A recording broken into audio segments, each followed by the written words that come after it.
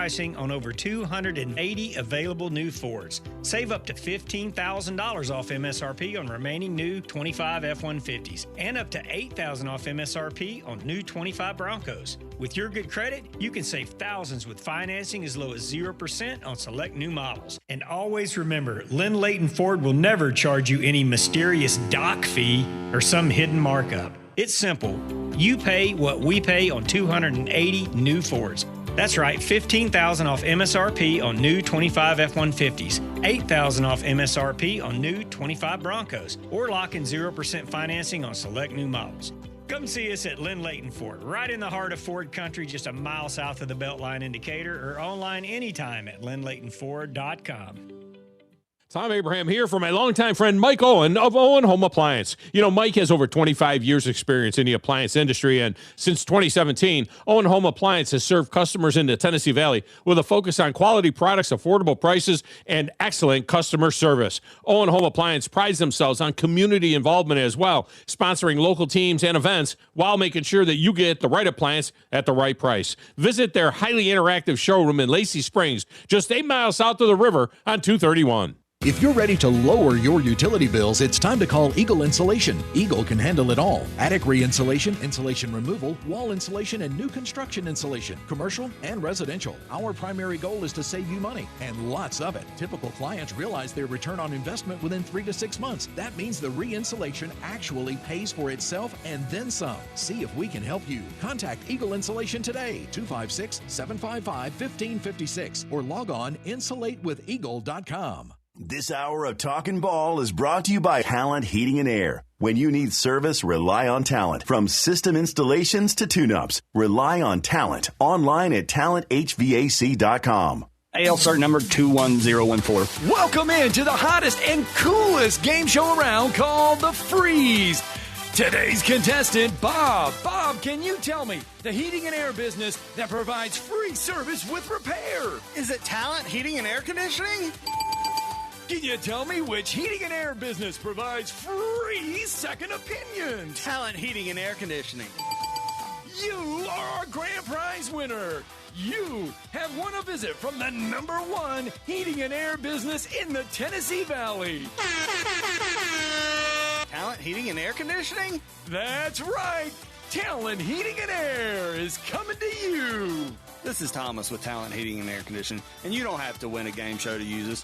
We have free second opinions year-round, and we're doing free service calls with a repair. So just remember, call Talent Heating and Air Conditioning at 256-503-4490 or visit us on our website at talenthvac.com.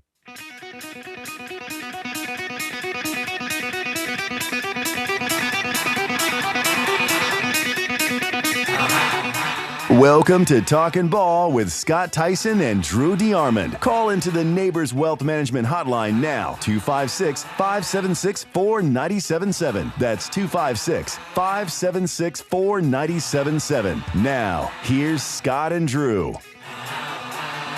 There you go. We are back. We're live. We're a little bit of everything. Brand new Wednesday morning, 58 degrees right now. As you make your way into work, into wherever you're headed. Don't think school's in it anymore.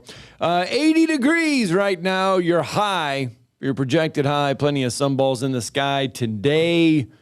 Make sure you give Talent Heating and Air a call, 256-503-4490. Find them online, talenthvac.com. They're just getting started. We're just getting started. They're full of talent. We're full of talent.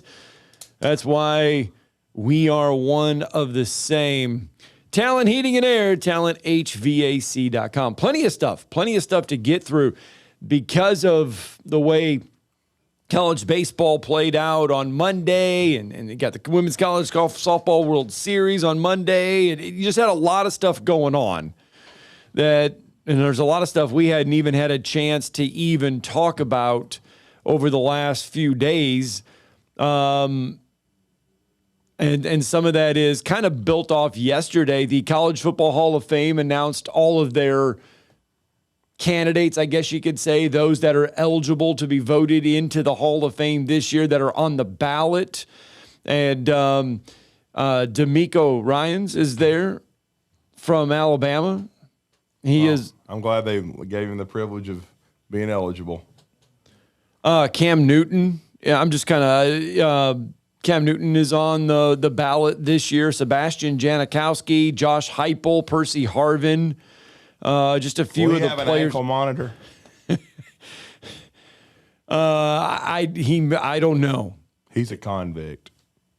Is he in trouble right now? Ken Dorsey, by the way, when was is he on not there. in trouble? If you go back and look and dig in his high school, see, because Irv never cared about the prison record, right? Look, we all know what happened at Florida, and yes, they glossed over that when they made Swamp Kings, but they let. It's kind of like Miami when they made the 30 for 30. They glossed over the ass whippings Alabama put on them. That was skipped. Yeah, D'Amico Ryans, I mentioned, he is on there. Terrell Suggs, just some names. Manti Te'o is on the ballot. His imaginary girlfriend be there. Since he got catfished. Yes. Okay, if Manti Te'o is on there, where's C.J. Mosley? Because C.J. Mosley's better than Manti Te'o. Yeah, C.J. Mosley's name's not on there yet. I don't know when was he's not old enough yet. I think it may be another year or two before he's eligible, but he's definitely better than Manti overrated. Ken Norton Jr. is on this list. Antoine Randall L. These are some of the players' names that are on there. A lot of big names, but you look at the coaches. And I want to ask you a couple of them. There's 3 on here that I want to ask you. 4, I guess you could say, on here that I want to add. 5. Are they 5? There's 5 coaches' names on this list. Before you ask me that, right. I want to ask you something. Since you're a Big Ten guy from the standpoint of that's where you grew up, and you grew up in that region of the country. Yes. And do you remember, you're obviously reading through it. Do you remember the position Antoine Randall L. played in college? He played quarterback. That's correct. Yes. At Indiana. Yes. So I remember him. I remember Vaughn Dunbar. Yeah. When Vaughn Dunbar played at Indiana as well, because Vaughn was one of the first guys that I remember that wore the all-black visor on his face mask in college. Yeah. And he was good. He was good. But, yes, Antoine Randall L. played quarterback at Indiana. He certainly did. But there's 5 coaches on this list. Mm-hmm. And it kind of goes to what we were talking about yesterday. Won a lot of games, but are they Hall of Fame worthy? And Jackie Sherrill's name is on this list. Well, is Jackie Sherrill a Hall of Fame football coach? It's tough because I believe he did win a national championship at Pitt. I know that Johnny Majors did in the mid-'70s. Did Pitt not win another one, or did they come up just short? It says here he's the first Pitt coach to lead the Panthers to 5 straight bowl games. Okay. It doesn't say anything about him. He must have come up just short because in the mid-'70s, Johnny Majors won it all at Pitt before he left to go to Tennessee. So obviously they didn't win another one. I was trying to remember if Pitt won another one. Then he went. I know then what happened. He went to Texas A&M, and nobody ever wins anything at Texas A&M because they're cursed. Right. He was there from 82 to 88. Yeah, because that's 1939. What do we always say? Aggie's gonna Aggie. But just like they did in softball and baseball this year, but he still won a lot of games. And then, to be honest with you, and it's kind of ironic, and I'm going to ask Steve Robertson this at 8:30, right? Because I still think he did his best work in many ways at Mississippi State because I think he resuscitated. Now, they did have some success in the early 80s and beat Alabama, ended their long winning streak and everything in 1980, I believe. And they had Emory Ballard, who was like one of the fathers of the wing T, the Veer offense. But I would say yes, just simply because of what he did at Mississippi State. He guided them to the most bowl appearances, 6 by any coach in program history. Yeah, and that was very difficult to do, but he helped, just set the stage for guys like Dan Mullen to come in and win for a while. And then Mike Leach was going to do the same thing. Now I know they're trying to get back on their feet, but I think Coach Sherrill a Hall of Fame coach. He the one asterisk by his name is he got A&M on probation, but who hasn't cheated?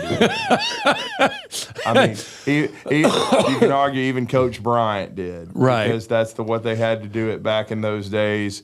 Coach Stallings was there for a brief time as an A&M grad, but they even let Coach Stallings go. So I would say that Coach Sherrill is a Hall of Famer. All right, another name on this list, Larry Coker. Hell no. I don't care if he did win the national championship in 2001. Hell no. And then, like I said, I know he got robbed in 2002, but if you're going to make him the Hall of Fame, 60-15 at Miami. I don't care.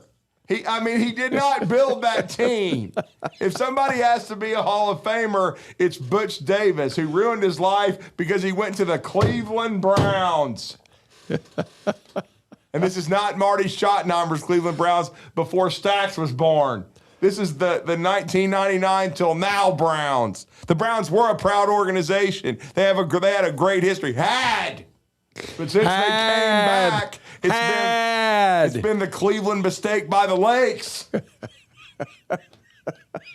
And if Butch had stayed, I think he probably would have won in 2001 and 2002. And then, yes, he would have been a Hall of Famer. But Larry Coker, hell no. Let's back that up with another name. I know who's coming. Well, I could go one of two ways now. No, we'll go this. Dennis Franchione. I knew it. Even more so than Larry, hell no. Hall of Famers don't get beat 77-0. Okay? I'll say it again. 77-0 by Oklahoma. So this is how they put it in here. He took over a 3-8 Alabama team and led the Tide to a 10-win season in just 2 years. And he lied through his teeth, and he left, and then he lost 77-0 and got his ass fired. And he ended up back at that powerhouse known as Texas State for the second time and ended his overrated career. The only thing he ever did was have LaDainian Tomlinson and win at TCU. He does not deserve to be in the Hall. That is a joke. I put Fraud Phony's picture and I dropped it in my trash can. Never even framed it. Because he's a maggot. He had stops at Pittsburgh, Southwestern Kansas, Pittsburgh State, Texas State, New Mexico, TCU, Alabama, Texas A&M, and Texas State. There's no way he's a Hall of Fame coach. Zero. He could have been if he'd stayed at Alabama, but he was too stupid. Coach Stallings, he's back in Paris, Texas right now. Like he said about William Curry. You don't leave Alabama for Kentucky. He was afraid of the NCAA stuff, right? I mean that's why he ultimately left. Everybody would loved him though, and again they would have supported him fully, but he didn't have the stones to stay. So he went. You don't leave Alabama for A&M either. Dirtneck left Florida State for A&M. What happened to him? He ruined his whole career. Of course, he was always a maggot, too. He's not a Hall of Famer either. I don't care that he won it at Florida State. There are coaches that can win national championships that are not Hall of Famers. We've talked about it all week on the show. Larry Coker, Yaw, Gene Chisel, and then, of course, as we said, Larry Coker. One more coach to bring up here that's on this list of candidates, and that is, we might as well get ready to keep calling him governor. Oh, boy. Tommy Tuberville is on the list. No. Is Tommy Tuberville a Hall of Fame coach? Just because he beat Alabama 6 times in a row? No. The 04 National Coach of the Year. I don't care. That's another one. He won. They created a hayride and gave themselves a national championship. Okay, they would have lost by 3 touchdowns if they played USC. Hell, they played them the year before. The year before.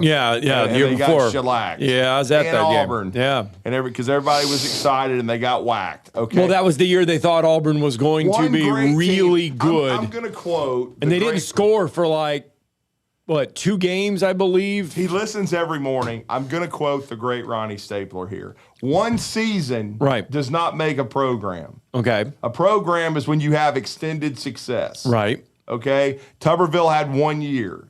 Led the Tigers to 4 division crowns, 2 SEC championships. Because Alabama got shoeless. Okay? Let's just be honest. I mean, is Pat Dye a Hall of Famer? Yes. Is Tommy Tuberville a Hall of Famer? No. There's one Hall of Famer on that list, and I think it's Jackie Sherrill. Jackie Sherrill and Mike Leach are kind of along the same lines, even though you would say that Pitt was a powerhouse when Jackie was there, but still. I still think what Jackie did at those 3 places, because he still won at A&M. He didn't win a national championship. And then he wanted a clip at Mississippi State that we had not seen ever. Okay? So, and he didn't get on probation there. So I think Coach Sherrill is a Hall of Famer. The rest of them kick rocks. Other names on the list, but Ralph Friedgen is on the list. Mike Leach is on the list. Well, Darryl Rogers. Well, but those are the ones that, we've talked about Mike Leach ad nauseum, and we knew he was going to be on the ballot. I don't think Friedgen is. He won at Maryland, which is hard, but I don't think. But I think Leach and Coach Sherrill are, and Darryl Rogers. Darryl Rogers, he is in the early 80s. Arizona State from 80 to 84, Michigan. That's why I'm saying there's some names on here that we're not going to know. Pete Cawthon, he led the Texas Tech in the 1930s. And Jim Carlin. These are obviously some old names. But the ones that are of interest to us and the ones that are of note are Larry Coker, Dennis Franchione, Ralph Friedgen, Mike Leach, Jackie Sherrill, and Tommy Tuberville. Those are the names that are on there on the ballot. Those are the ones that people are going to vote for that are on the ballot for the College Football Hall of Fame. All right, your thoughts, 256-576-4977. You can join us here on a Wednesday morning. You can give us your thoughts. I wonder if Darryl Rogers, did he follow Frank Cush? He must have followed Frank Cush at Arizona State. Well, let's see. Because I don't even remember him. I remember Cush, and then Cush went to the NFL. But, I don't think. Hell no. I'll just go with Leach and Coach Sherrill. As far as Darryl Rogers, he was at Arizona State from 80 to 84, Michigan State from 76 to 79. San Jose State from 73 to 75. Fresno from 66 to 72. So, yeah. And you're just saying all these are nominated. All of these are on the ballot. All of these guys are on the ballot. Most of them can kick rocks. For the College Football Hall of Fame. In my opinion. Right. What'll happen is voting runs through July 1st. Now, D'Amico should be in. If he's not in, somebody needs their head examined. Especially considering his head coach was a moron. And he propped him up.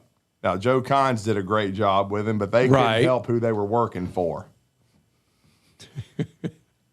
Daddy's boy. Daddy's boy. Did he get Shula too? Randall Cobb is on the should ballot. Definitely be in. He's the greatest Kentucky football player I've ever seen. If he's not in, somebody needs to be fired. I can't believe he's not already in. Probably not eligible yet, but my goodness, Randall Cobb was good. He played every damn position offensively. He had to. Had no help. Totally. I know, I agree. He was better than Antoine Randall, who was good. Right. Okay? Sebastian Janikowski is on the ballot. Great kicker. Only good kicker. Man, that's a name. Only good kicker Coach Bowden ever had. He finally solved the riddle. Yeah. But I will say this. You look into Janikowski's background while he's at Florida State, how he was even realized, probably half the time he didn't know where he was when he was kicking. But he still did a hell of a job. He's a German that liked to drink. I'll just tell you that. He needed an interpreter as well. That's something. I don't know. I just know that kick the one in the middle, dog. You know what I'm saying? You heard all those stories. Kick the one in the middle. And then Al Davis, everybody thought he was crazy. By taking him in the draft? In the first round. Yeah. Not in the draft, in the first friggin' round. But it worked. He kicked for 20 years. I mean, this was a dude that, I think he played soccer in the U.S. when he came over when he was an exchange student. I think he scored, you can even look it up, 70 goals in his senior year in soccer. I mean, and I don't even know if he was sober then. Barrett Jones is on the list, on the He should definitely be in. Yeah. SOB made all conference at 3 positions: center, right guard, and left tackle. If he's not in, once again, fire somebody.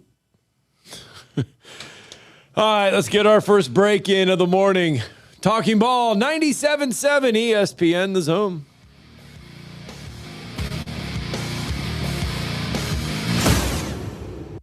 You're listening to Talkin' Ball on 97.7 ESPN, The Zone. Right now, we're accident-free across the Tennessee Valley. Occasional fog, but not too bad anywhere that we've seen or looked at this morning. Just be careful through the foggy areas. Turn those headlights on. I-65 at Lakon, northbound is closed. They're exiting you off of I-65 on the 31 and then taking you back up over to 55 just to get you around that accident. That's for passenger cars. Couple other alternate routes are I-65, exit 310, exit on 310, go across on 157 over to Eva Road, and then go up by Brewer High School and hit 36 and 67 and head up that way, or go out to 36 and head into South Huntsville. That's also a really good route. Right now we're dealing with that, and that's about it. And it's going to take a couple of days to get those slabs fixed on the bridge. Keep those seatbelts buckled and be safe. From the Tennessee Valley's most accurate traffic report center, I'm David Cruz, Mr. Traffic. Monday, June 22nd, 97.7 The Zone will return to the Mars Music Hall for our Huntsville Sports Commission Rocket City Awards to crown the achievements of the top athletes, coaches, and gamers from North Alabama. Reserve your spot now for just $50, or better yet, become a table sponsor. Email us today at 977WZZNevents@gmail.com. That's 977WZZNevents@gmail.com. And be a part of one of the Rocket City's most memorable nights. Hey, I'm Bobby White, and our employee pricing for everyone is in high gear right now at Lynn Layton Ford in Decatur. That's right, everyone in the Tennessee Valley can get our special Ford employee pricing on over 280 available new Fords. Save up to $15,000 off MSRP on remaining new 25 F-150s, and up to $8,000 off MSRP on new 25 Broncos. With your good credit, you can save thousands with financing as low as 0% on select new models. And always remember, Lynn Layton Ford will never charge you any mysterious dock fee or some hidden markup. It's simple. You pay what we pay on 280 new Fords. That's right, $15,000 off MSRP on new 25 F-150s, $8,000 off MSRP on new 25 Broncos, or lock in 0% financing on select new models. Come see us at Lynn Layton Ford, right in the heart of Ford country, just a mile south of the Beltline in Decatur, or online anytime at lynnlaytonford.com.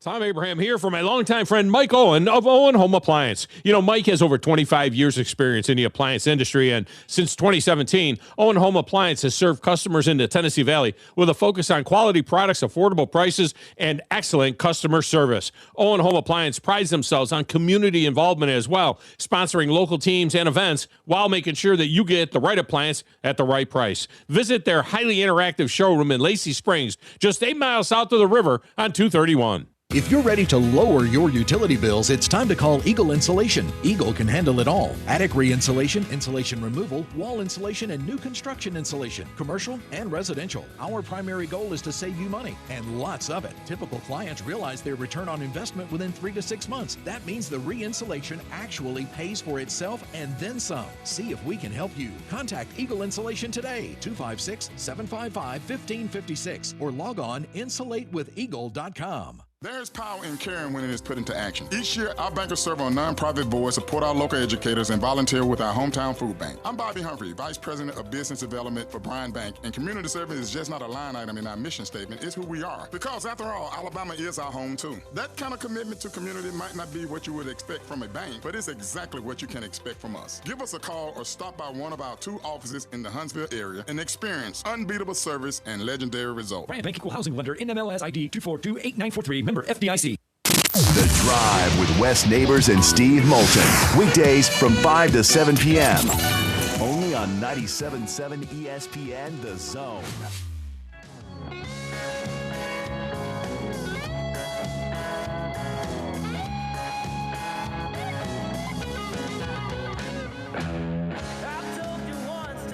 All right, 7:23 here on a Wednesday morning. Welcome back in. Hey, circle your calendars for Monday, June 22nd. 4th Annual Rocket City Awards. I should say the 4th Annual Huntsville Sports Commission Rocket City Awards. Going to be June 22nd, Mars Music Hall. $50 going to get you in the door. $100 will get you the food. You sit at the table with all the VIPs. Hang out. It's the night of celebration. It's the night where we honor the best of the best. High school athlete of the year. We honor our team of the year, coach of the year, college teams of the year. We've got 18 awards to hand out on Monday, June 22nd. Again, $50 gets you in the door. $100 will get you a seat on the floor. You can have the dinner. You can have the ultimate experience. 977WZZNevents@gmail.com.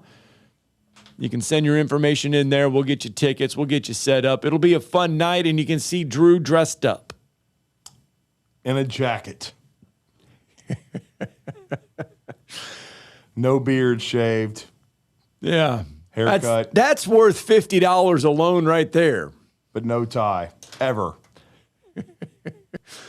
Anyway, again, Monday, June 22nd, Rocket City Awards. Come on out. We want to see you out there. It's going to be a fun night. It's going to be a fantastic night.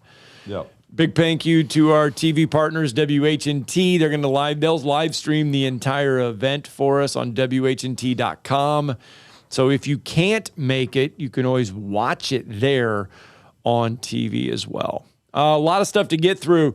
Like I mentioned, there is stuff that we haven't had a chance to touch on. The College Football National Championship game will kick off January 25th. We know that now, and we know that if you love college football, used to be you could just watch ESPN or ABC all the way through the college football playoffs. Well, now you got to get another cable provider because TNT and True TV, along with HBO Max, they will have 1, 2, 3, 4, 5 of the playoff games this coming year, including one of the semifinal games. The Orange Bowl on January 14th will be on TNT and True TV. So you better have that if you want to watch the college football playoffs now. I'll at least have it. You got that one? Yeah. At least for now. You just don't have the Braves yet. Hell no. I ain't got no Braves vision. How much is Braves vision? I don't know.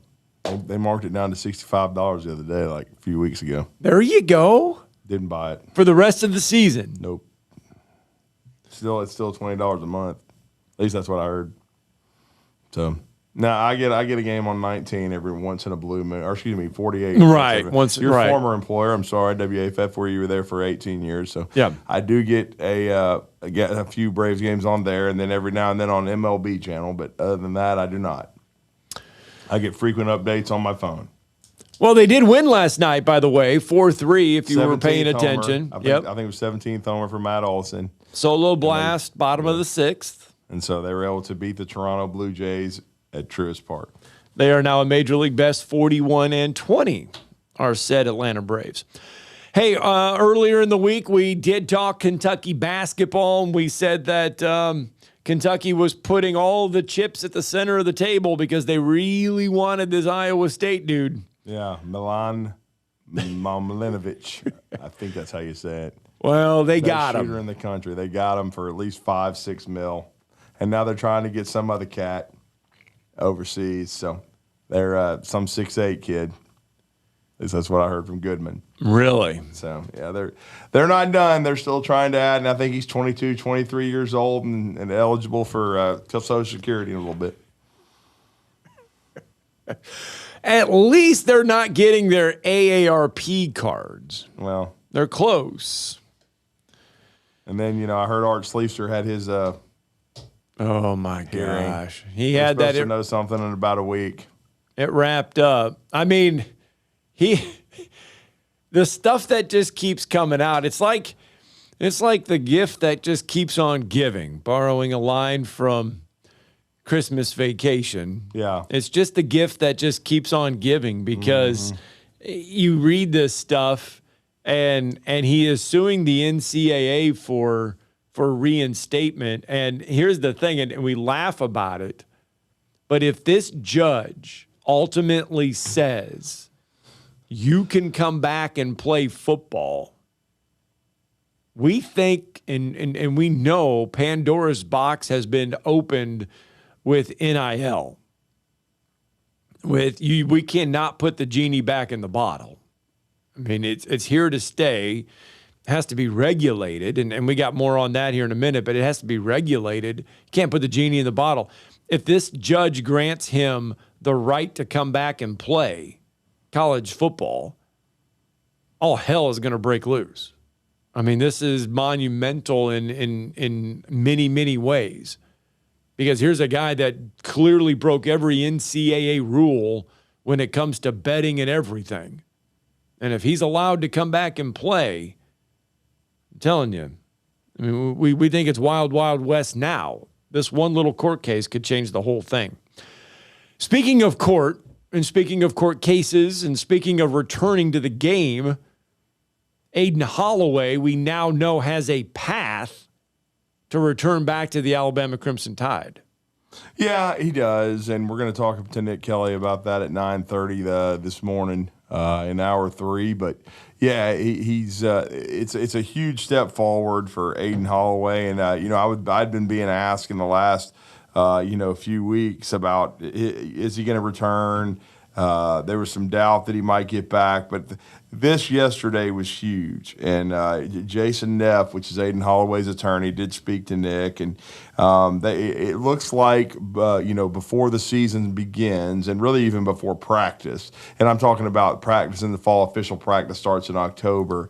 That they could have this expunged from his record, and we'll let Nick go into the details about it, but it looks like with this first, and I called it a first step, and of course a friend of mine that pointed out that first of all he had to go back to the student advisory committee and of course apply to get back on campus and go to classes and stuff, which he did, but this is a major one in the legal system, so to speak, where it's basically a situation where, due to the fact that he did not have a prior criminal record or anything on his that he had been in trouble for legally. Right. He's eligible to have this expunged from his record, but he has to do certain things and take care of certain aspects of the legally within the court system. And if he does, then he should be cleared to return. But again, it's still a arduous process. He is back on campus. But, I'll just say this. I don't know. He may have to work on his own for most of the summer because I don't think he's officially back in the program. And so luckily for him, he's been around Nate Oates a lot. He's been, in constant communication with him. He knows the ins and outs of what they're going to do. But it's just a situation where because of how this stuff has to play out, he very likely, if he can get this done and have no setbacks, he would be hopefully eligible to return before they start official practice. But this summer, I'm not sure you'll see Aiden Holloway, but we'll ask Nick Kelly about that. But I do think it was a major step forward. No, it was. All right, let's get a break in, shall we? When we come back, Nick Saban's on the Hill. What's the raw problem with Nick Saban on the Hill? We'll explain it all coming up next.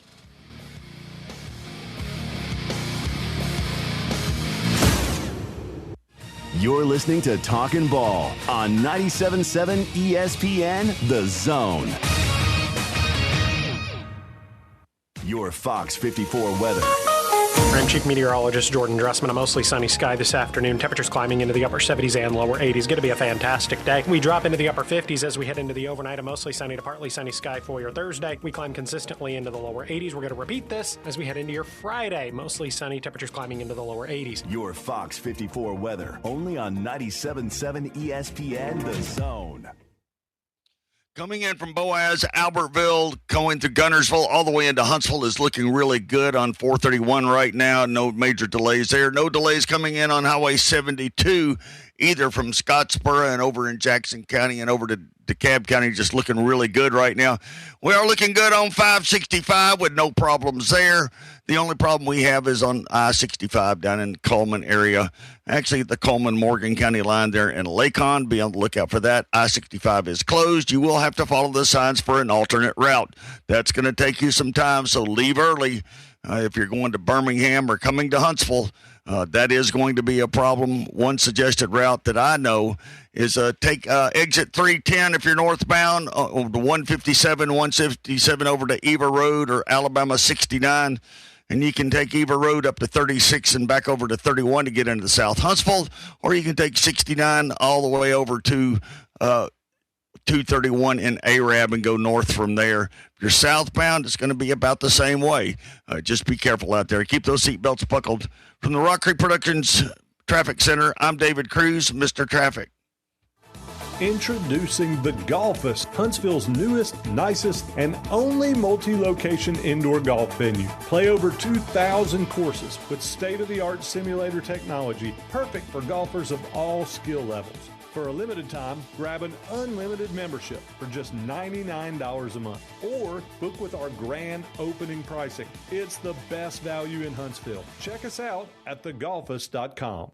In the market for a new or used car? Look no further than Hyundai of Decatur. With a large inventory of new, used, and certified pre-owned Hyundai models, Greenway Hyundai of Decatur is here to service all of your Hyundai needs. Come visit our exceptional service department as well. With state-of-the-art facilities and a caring team of automotive professionals waiting to service your vehicle, make Hyundai of Decatur your #1 choice for all your automotive needs. Give them a call today at 256-274-0279 or visit them online at greenwayhyundaiofdecatur.com. There's power in caring when it is put into action. Each year, our bankers serve on nonprofit boards, support our local educators, and volunteer with our hometown food bank. I'm Bobby Humphrey, Vice President of Business Development for Bryan Bank, and community service is just not a line item in our mission statement. It's who we are. Because after all, Alabama is our home too. That kind of commitment to community might not be what you would expect from a bank, but it's exactly what you can expect from us. Give us a call or stop by one of our 2 offices in the Huntsville area and experience unbeatable service and legendary results. Bryan Bank Equal Housing Lender, NMLS ID 2428943, member FDIC. At the Huntsville Sports Commission, we do sports. The Rocket City is your destination for world-class sports in North Alabama. The Huntsville Sports Commission brings elite tournaments, championships, and other exciting athletic events to our city. From youth leagues to national championships, we're driving tourism, boosting local business, and building a stronger, more active community. When you team up with us, we'll worry about the details so you don't have to. We do sports. No representation is made that the quality of legal services to be performed is greater than the quality of legal services performed by other lawyers. A wise man once said, "If you take care of old folks and children, everything in the middle will take care of itself." Hi, I'm Danny Aldridge, lawyer in Alabama and Tennessee. In the next 20 years, the number of those folks over 65 years of age will more than double.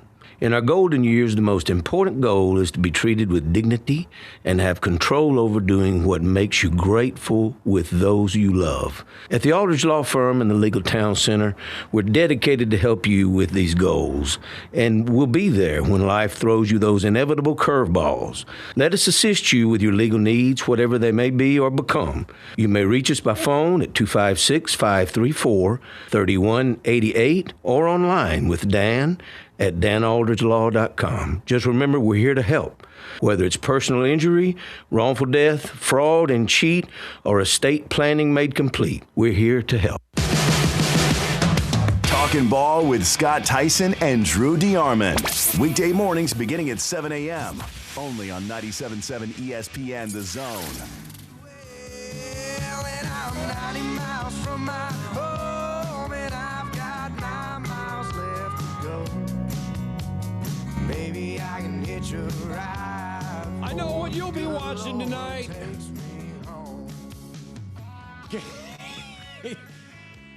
Well, you can't watch the Braves. So that means there's really only one thing left for you to watch, and that is Game 1 of the NBA Finals. Tonight at 7:30 on ABC. It's free. All you got to do is put your little antenna up, and you can watch. I don't need a damn antenna. You can watch Game 1 of the NBA Finals for free. 7:30 tonight on ABC. Mm-hmm. San Antonio, a 58% chance to win Game 1, 54% chance to win the series over the Knicks. There you go. Go Spurs. Hate the Knicks. Coming up later today, Nick Saban's on Capitol Hill. He's going to sit and he's going to testify. I guess this has to do with I'm just a bill. Yes, sitting on here on Capitol Hill. Exactly. Yeah. The bill that we are talking about is Protect the College Sports Act. Ain't never going to get voted in until they tweak this stupid.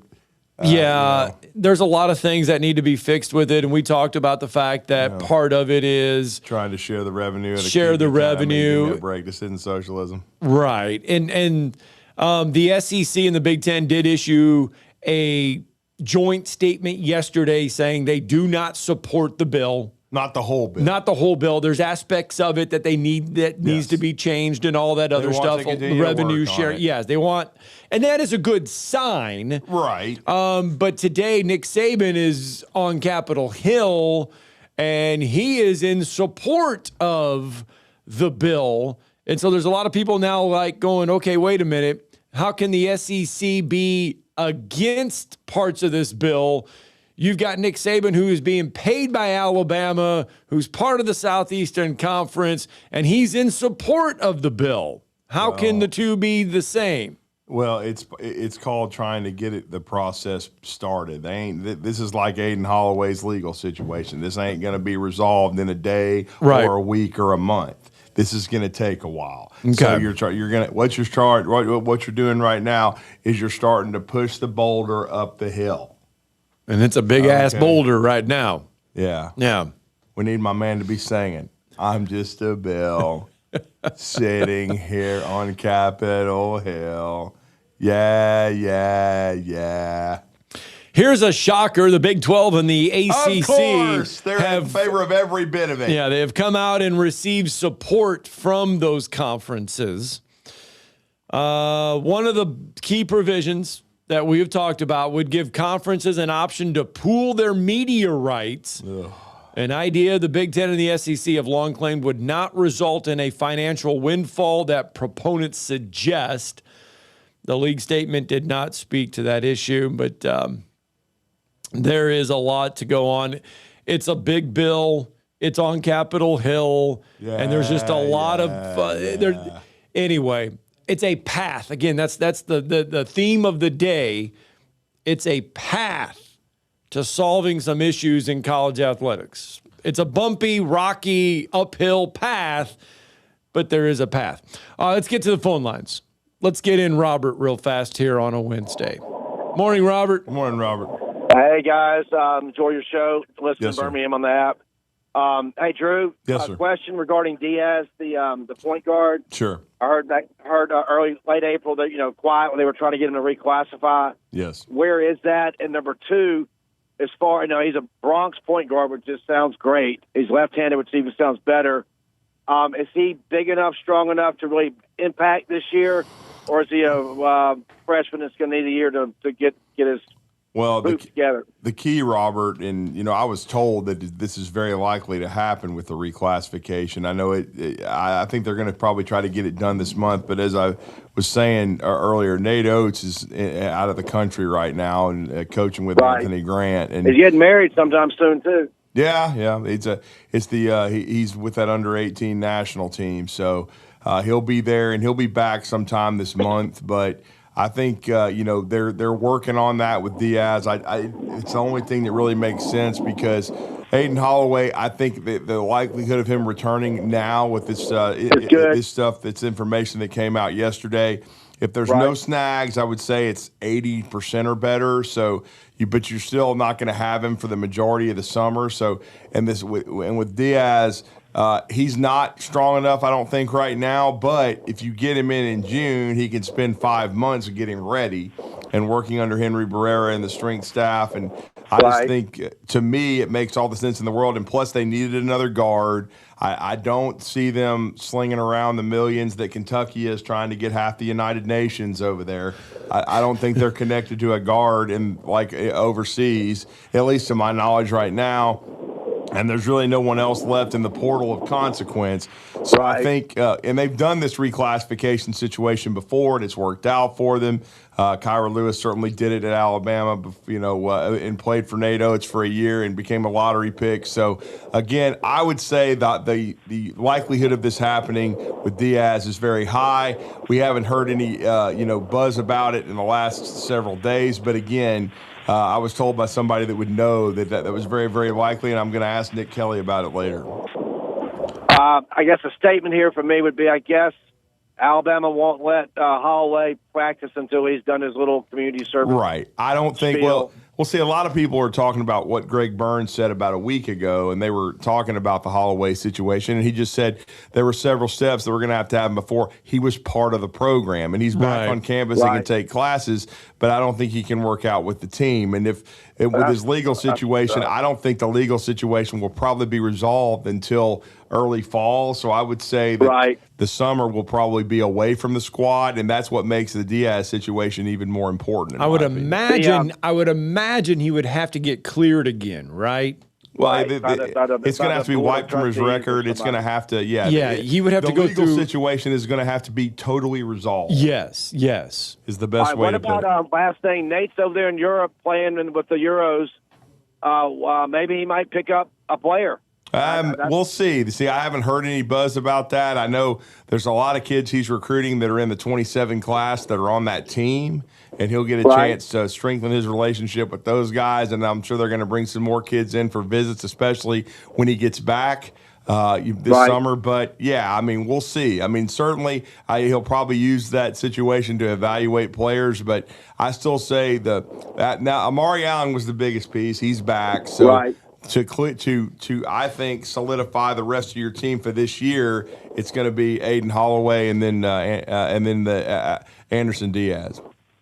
On paper, it's the best team I think he's had. If the point guard thing is adequate this year, in my opinion, because you got the Collin guys coming back. You got the two big transfers that can just rebound and play defense.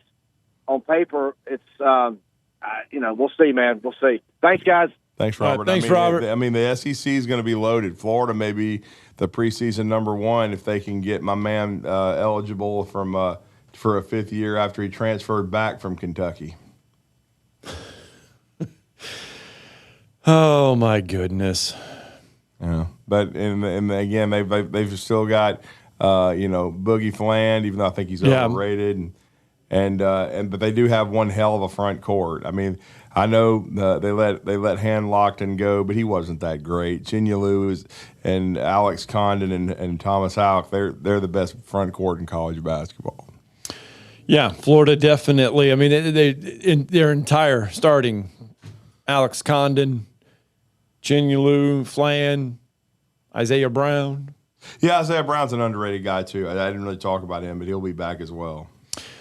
All right, 7:46. What do you say we pop a break in? We'll wrap up hour one. Man, wrapping up hour one next. Time flying by on a Wednesday.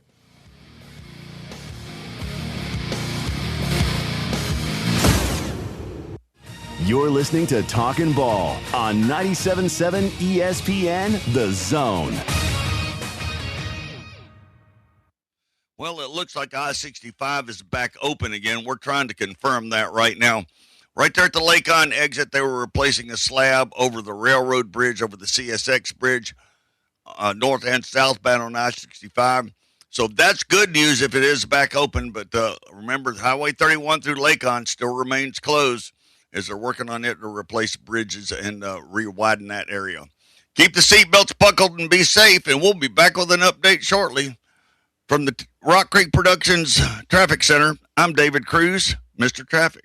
Tom Abraham here for my friends at North Alabama Mortgage. Are you thinking about home improvements? Well, use your equity now and refi later. Or use your equity to eliminate consumer debt forever, then refi to a lower rate and shorter term when rates drop. North Alabama Mortgage can also help you if you're thinking about buying an investment property or a second home at the lake or the beach or in the mountains. We have great programs to make that happen. Visit NorthAlabamaMortgage.com to learn more. That's NorthAlabamaMortgage.com.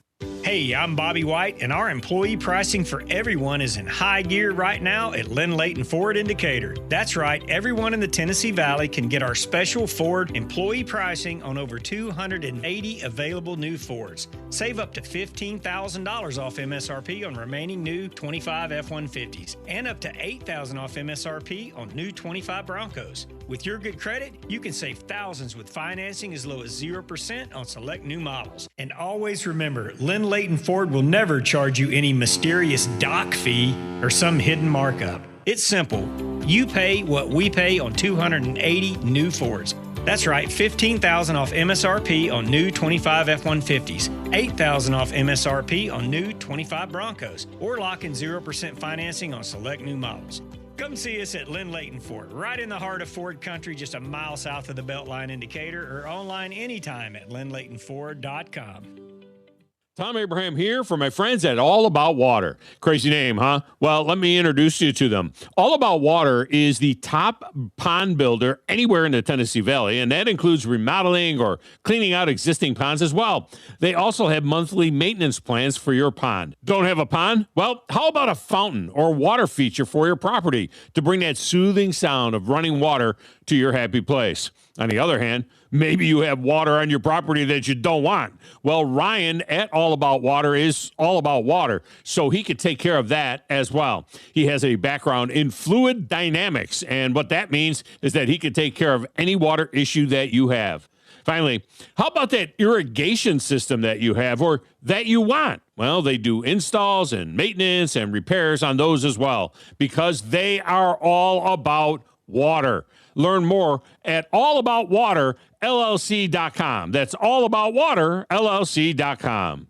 Welcome to Kern Electrical, where teamwork powers every project. Our champion sales team takes time to understand your needs, tailoring the perfect Generac generator for your home or business. Our project managers handle all coordination, ensuring a tackle-free installation. Our certified installation crews ensure peace of mind, even in the darkest moments. With our service and maintenance lineups, you can be assured we're with you every step of the way. Experience the home team advantage of Kern Electrical, your Generac superstore. Most current way to keep your power on.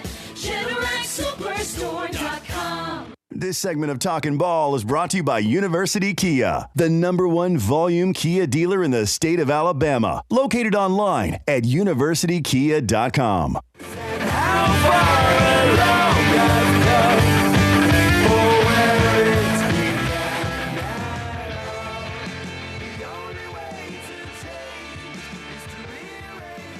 All right, 7:51 on a Wednesday morning, Talking Ball, 97.7 ESPN The Zone. Scott Tyson, Drew DeArmond. Coming up, here's how the rest of the morning will turn out. Steve Robertson will join us at 8:30. We'll talk Mississippi State baseball super regional. They're getting ready to take on the Georgia Bulldogs. And remember, yesterday when we kind of previewed that one a little bit, that was near the top of the watch list. Jake Thompson will join us. We'll talk a little Ole Miss Super Regional. They traveled to take on Auburn. That'll be at 9. And then again, Nick Kelly will join us at 9:30. That's what we have coming up for the rest of the morning here on the show. So, in case you want to know. Yeah, and then I got a message about Milan Momlinovich. I'm hoping that's right. Sounds like it's 6.5. 6.5 is what I was reading yesterday, and what those that are around the situation of no, 6.5 million. Just to tell you how insane it is, AJ DeBansta, who would destroy this guy, and this guy's a good player. Right. But AJ DeBansta would he would eviscerate him. Made, I think, about 4. And this dude's making 6.5 because Kentucky's so desperate to save Mark Pope from sinking to the bottom of the sea.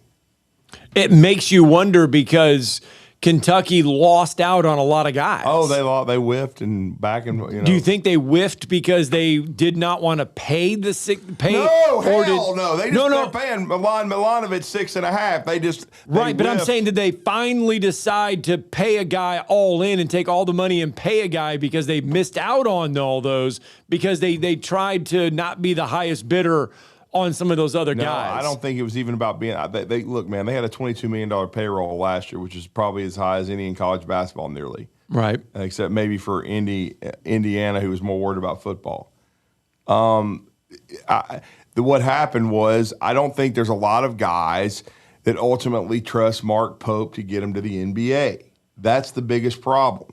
All right, he's never put a guy at BYU into the NBA.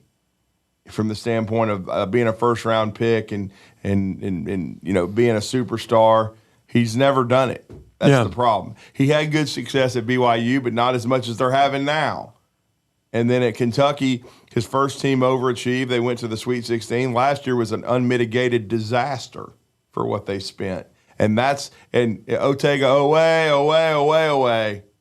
Probably isn't going to go in the first frickin' round. So I certainly wouldn't take him in the first round because I think he's overrated. So I'm just saying. They got Malachi Moreno back, gave him a raise. He looks like a good player. But the biggest thing is he hasn't turned out pros, and he hasn't won at the highest level in college basketball. Right. Who cares if he played for Rick Pitino and won a national championship? The only people that care about that are Kentucky fans. These kids around the country and overseas, they don't care. They want to go to the NBA. I mean, why do you think Denzel Aberdeen's going back to Florida? He couldn't have got the hell out of Lexington any faster. So, I'm just saying. He's going to have to turn out a pro. This Momlinovich is going to have a great year and turn into a first-round pick. If he does, then that's going to help Kentucky. Look, man, Rick Pitino is a great basketball coach and developed players, but you want to know why he's considered one of the best of all time? Because he developed players and he turned out pros and they won at the highest level. Mark Pope has never won at the highest level. Mark Pope has never turned out pros. It's a fact. He's a good basketball coach. He's not great. This is Kentucky. If NIL didn't exist, would we still have the foreign influx of players in college basketball right now? I mean, probably so. I mean, not to this degree, because a lot of them aren't making are making like $50,000, and now they can come make millions. I mean, it wouldn't be this much. And of course, and then these G Leaguers wouldn't be trying to, I made a mistake, help, coming back. I mean, hell, you know what I'm saying? So. I just thought about that. There would still be a foreign influx. There's always been programs like Gonzaga who did a great job of recruiting foreign kids, and then Arizona, as soon as they got Tommy Lloyd because he came from Gonzaga. Right. And then Randy Bennett, and he'll probably start doing it at Arizona State. There's always been coaches that have done it. Mark Byington, I think, will do it at Vanderbilt. But still, I don't think it wouldn't be Western Union wouldn't have done it. He wouldn't have been able to get, without NIL going and trying to get the United Nations roster with everybody, with kids and married and, his roster, the LSU roster is, you better have an interpreter. We joke about Illinois' roster. Well, in Illinois' roster, they retained a lot of theirs from last year as well. Brad Underwood, he kind of pivoted, and that's why he had to find a niche at Illinois. He was getting good players, but he's not getting McDonald's All-Americans. You got to figure it out. Yeah. All right, got to get a break in. When we come back, hey, we're going to put another 60 minutes on the clock as hour 2 is upon us. 256-576-4977. You can join the show. Phone lines are open. Talkin' Ball, 97.7 ESPN The Zone.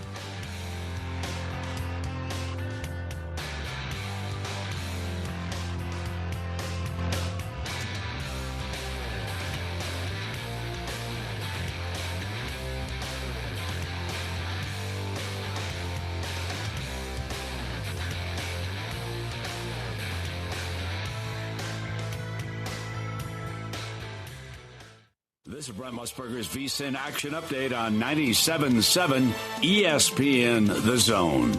Drivers who switch to Progressive have an annual savings of nearly $750. Progressive.com.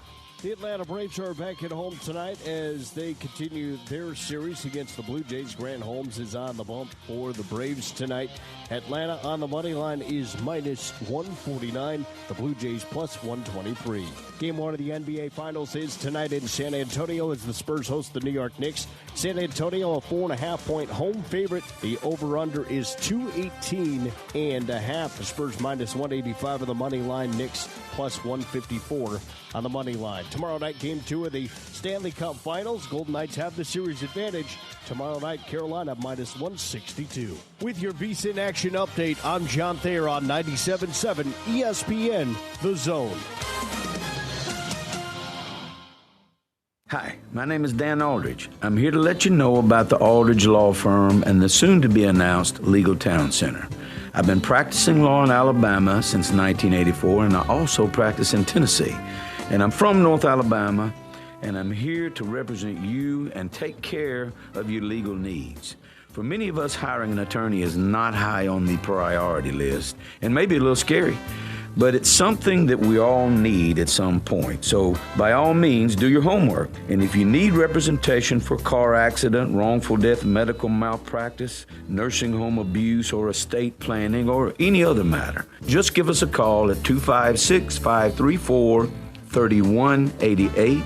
And you can email me at Dan, that is Dan at danaldridgelaw.com. Dan at danaldridgelaw.com. God bless America. No representation is made that the quality of legal services to be performed is greater than the quality of legal services performed by other lawyers. WZZN, Union Grove, Huntsville, Alabama. 97.7 ESPN The Zone. SportsMed is the official team physicians of the Rocket City Trash Pandas. And if the pros trust SportsMed, you can too. SportsMed provides every service you might need for complete orthopedic care, specializing in orthopedic surgery, sports medicine, joint replacement, spine surgery, neurosurgery, and podiatry. And they offer their own brace shop, in-house full-body MRI, physical therapy, walk-in clinic, and so much more. 4 locations and on the web at sportsmedalabama.com. This hour brought to you by SportsMed Orthopedic and Spine Center. Online at sportsmedalabama.com.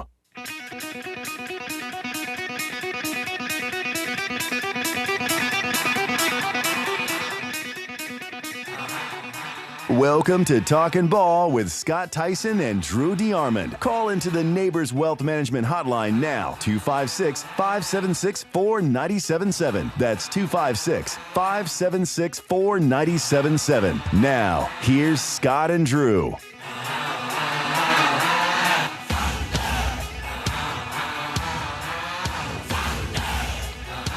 SportsMed Orthopedic Surgery and Spine Center, helping us get going with our number 2, sportsmedalabama.com.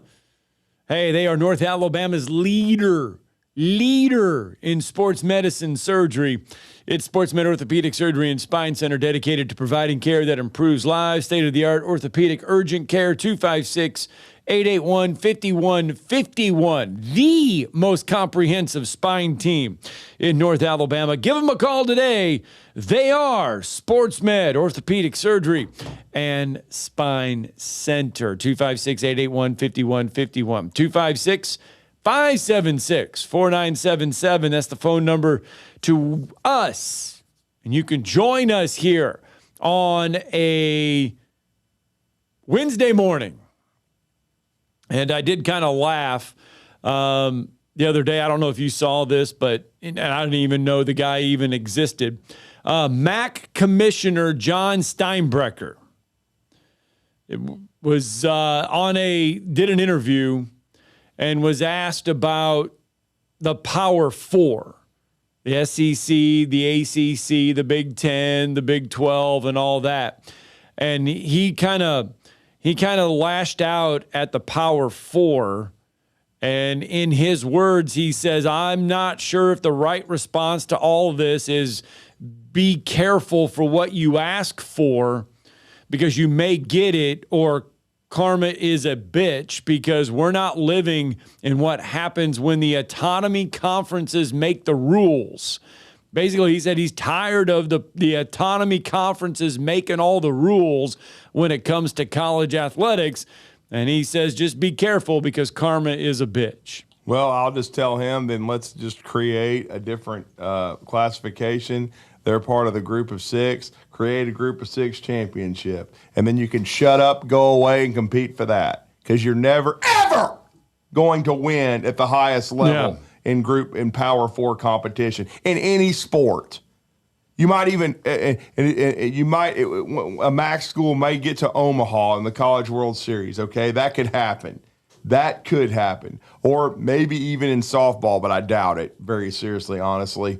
But in baseball, maybe. But you're going to get your ass beat and you're not going to win it. Now, he fears the potential outcomes if the momentum for the Power Four continues unchecked. He feels that the way things are going right now, the SEC, the Big Ten, they're just doing everything and it's unchecked. And let me preface this by saying, and what I meant for that is football. Right. Football for the MAC, okay? You be a part of a group of six playoff and try to win on that level. At least you'd have an opportunity. You're never going to win in football against Power Four competition. All right. You might pull one out of your ass every, 1 out of 30 or 40 or 50 times, but you're not going to win a national championship. And that's what you should be talking about. You should be campaigning, trying to get, but you know why they're not? Because they want the money. They want the money distributed from, that these schools pay them to show up. Well, you can still do that. You can still play Power Four competition and pay your bills by getting a show-up fee to get your ass beat. But, again, you're never going to win a championship. So if you want to try to win a national championship, hey, create another, like a 1AA on steroids. But you're never going to win one in the MAC. All right, and that's the big – and look, we all know football pays the bills. Right. Even over college basketball, baseball, whatever. This is what all this is about. It's really about football. It's not even really about – I know college basketball is a big deal, and I know NIL is crazy, and we just talked about Momlinovich getting $6.5 million, but still, it's really about football. And so that's what really pays the bills. That's the biggest stadiums on campuses are football stadiums. But again, the MAC, they need to worry about and should be campaigning behind the scenes trying to create another division where they can actually win a damn championship. Totally agree. I'm just kind of perusing through. Well, our boy Nick Dowd is, 3 wins away. Yeah, Vegas takes game one of the Stanley Cup Finals last night. Yeah. 2-goal comeback to take game one. They were trailing early. 28 comeback wins for the Vegas Knights. Yep. Yeah. And the Mutts lost again. Darn. To the Mariners. At this point, do we even care? No. And look how much money the Mutts spent.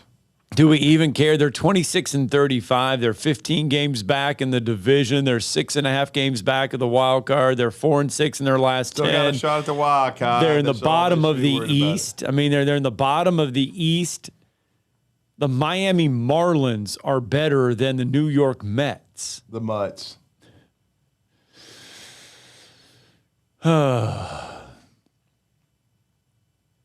Hey, I'm just happy the Cubs aren't in last place anymore in the Central. What happened to the Cubs?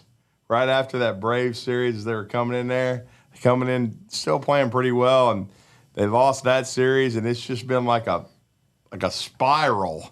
Someone just dropped a bomb on them. 3-7 in their last 10. They've lost 2 in a row. They're 32-29. Still 3 games above 500, but Yeesh. I mean, I've never seen anything like that. 2 10-game win streaks. Yeah, they were within a month. 2 10-plus win streaks, I should say, in a Now they're month. And barely then you go above on a 500. 10-game, and you go on a 10-game losing streak of your own. And I mean, goodness gracious. Dodgers, by the way, lead the West, 39-22, 6 games up on the Padres. Brewers 5.5 on the Pirates. Braves 9.5 on the Phillies. Phillies are 2 games over. Mariners 33-29, 2.5 games up on the Rangers. Guardians 2.5 up on the White Sox, and the Rays a game up on the Yankees. So there you quietly, the White Sox, a team that was just whale dung 2 years ago. And now they're competing. I told Tokyo yesterday, we were in the meeting room or whatever, y'all got in there, and he goes, anything interesting today? And I said, well, I explained the difference on whale poop. We even found out what it looks like. We even found out what it looked like. Yeah. And he's like, well, he looked at me all puzzed, and I said, yeah. Supposedly it's got nutritional value or something to the ocean. Drew used the term whale manure yesterday. Yeah. Arizona Jay was like, whale manure, what the heck is that? Yeah. I mean, you can find out anything on the internet. Yes, you can. And we explained whale manure. Manure. That's what you used yesterday. I know. Today you use whale dung. Yeah, well, if you look in the Drewinary or even in a dictionary, I think dung is a slang term for it. Well, let's find out. Well, fine. If not, then it's just another Drewinary term. Meaning for dung. Yeah. Dung primarily refers to solid waste matter or excrement of animals, commonly referred to as manure. There you go. I told you. It typically consists of undigested residue of plant matter, water, bacteria, and minerals, and is frequently used to natural fertilizer in agriculture. Yeah. Then, and I've been thinking about tweaking it. Ryan Fowler asked me on the game earlier when I was on in Tuscaloosa on Monday if I had a nickname, a Drewinary name, because I told him about the Drewinary for Stuart Mandel, who, of course, blocked me before the Nigerians stole my identity. And they stole your identity on X. Yeah, on X. You need to create a new identity. A lot of people are having to create new identities. I see it all the time. I see it every day. Yeah. You need to create a new identity. Yeah, it's just these Nigerians, I swear. Don't let them win. Create a new identity. But I should be getting help from Elon. He's got enough damn money, enough hackers. Get my damn account back. I did send you a message. You're supposed to have a helpline. How long has it been since they stole your identity? They stole my identity 2 hours before the Iron Bowl. Okay? That's when they stole it. Late November. Anybody out there, if you know a hacker that can help me and nuke these Nigerians, then let's nuke them. But I'm just saying, I've been because I can't stand Mandel anyway. He tried to cancel college football. Right. And I don't know. I did tell Fowler on their show about James Used Car Franklin. That's one of the new ones. And now that he's at Virginia Tech, but I guess it's going to be Stewart Liberal Tree Hugger Mandel. I like the tree hugger part. The tree hugger part? Yeah. Liberal Tree Hugger Mandel. Anyway, 256-576-4977. That's the number to the phone lines. You can join us here on a Wednesday morning. We've kind of we went over the list of the college football players and coaches on the ballot for the College Football Hall of Fame. We talked about that. We've talked about the Atlanta Braves. We've talked about the latest Aiden Holloway situation. Again, Nick Kelly will join us at 9:30 as we kind of shed more light on what is coming up there. We're talking and kind of keeping an eye on what's going on right now on Capitol Hill. Nick Saban expected to testify there on Capitol Hill very soon, we expect. So we'll let you know kind of anything comes out of that or anything with the bill there on the Hill, with the legislation. Again, the SEC and the Big Ten coming out against parts of that bill that they are being discussed right now there on Capitol Hill. We'll get you ready for more college regional or super regional baseball, which is getting ready to start on Friday. Let's go out to the phone lines real fast. Jason is with us here on a Wednesday. Good morning, Jason. Hey, good morning.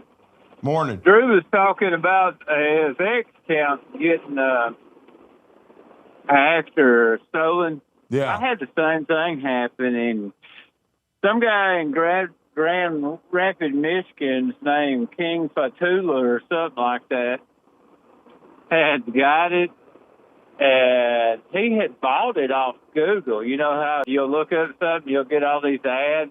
Yeah. Yeah, and he had stole my account from, bought it. They'll actually sell the account on Google. Wow. Yeah, that may be how you lost your account right there. No, I know how it happened. It's kind of a little scam that's been going around. You get these DMs and they'll tell you that they're up for trying to be a host of a certain podcast and can you help me? And if you click on the link, blah, blah. And then before you know it, they change your email address and then they lock you out of your account and then they start trying to sell people crypto scam stuff, because they don't know how to do anything in those countries but rip people off. Yeah. I found this guy, he even gave him his address and I was like, no, I'm not going to follow her up. I'm not going to Michigan. Right. Oh, I was irritated. Oh, it is, no doubt. Yeah, and then I noticed on X, I'm 60, so when a 18-year-old female follows me and she's in a bathing suit, all those. Right there you go. Yeah, and she has no followers or she's following nobody. Yeah. That was enough to be my great-granddaughter. Why does she find me interesting? Yeah, there you go. I had to block her. Well, Drew, you are now following 11,700 people on your Twitter account. That was over 11,000 before they stole it, But you have 11,000 followers, but you're following 11,000 people. Oh. Well, I was following a lot. So it was in those kind of digits. There's not been a whole lot of, from what I understand, like changes in that. But they're just posts they post stuff, delete it, post, delete it. Well, they did take down your Cadillac. Yeah, I heard that. Then I heard I bought an SUV. Yeah, but they've taken that all down, though. Have they? Yeah. It's still locked, though. It's got the lock thing next to it. Right. Yeah. Have you got a pool or anything like that recently? No. Oh, okay. I was going to say that they may have your Wallaby, Drew, may have a swimming pool in the backyard. They're going to show it. Oh, I had bought some huge house with an SUV. Yeah, he did. Well. They got a hold of his account pretty good. Yeah, they did. Yeah.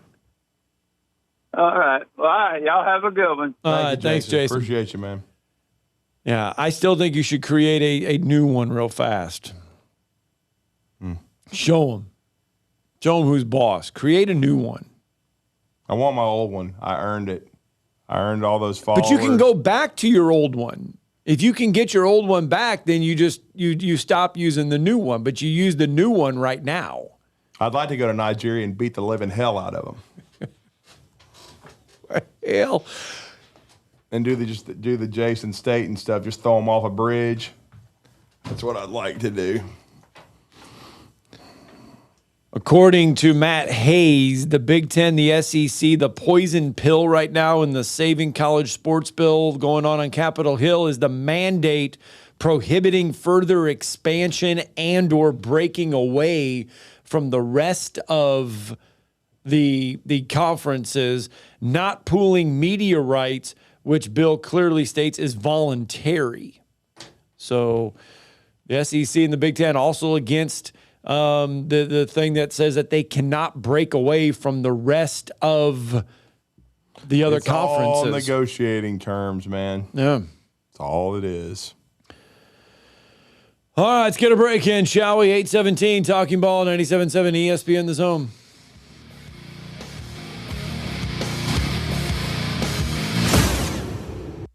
You're listening to Talkin' Ball on 97.7 ESPN The Zone.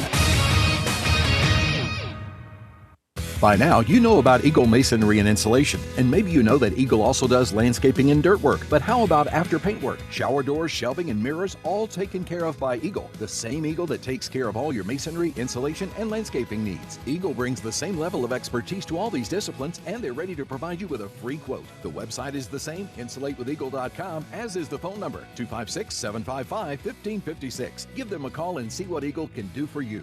Eagle saves you time. Eagle saves you money.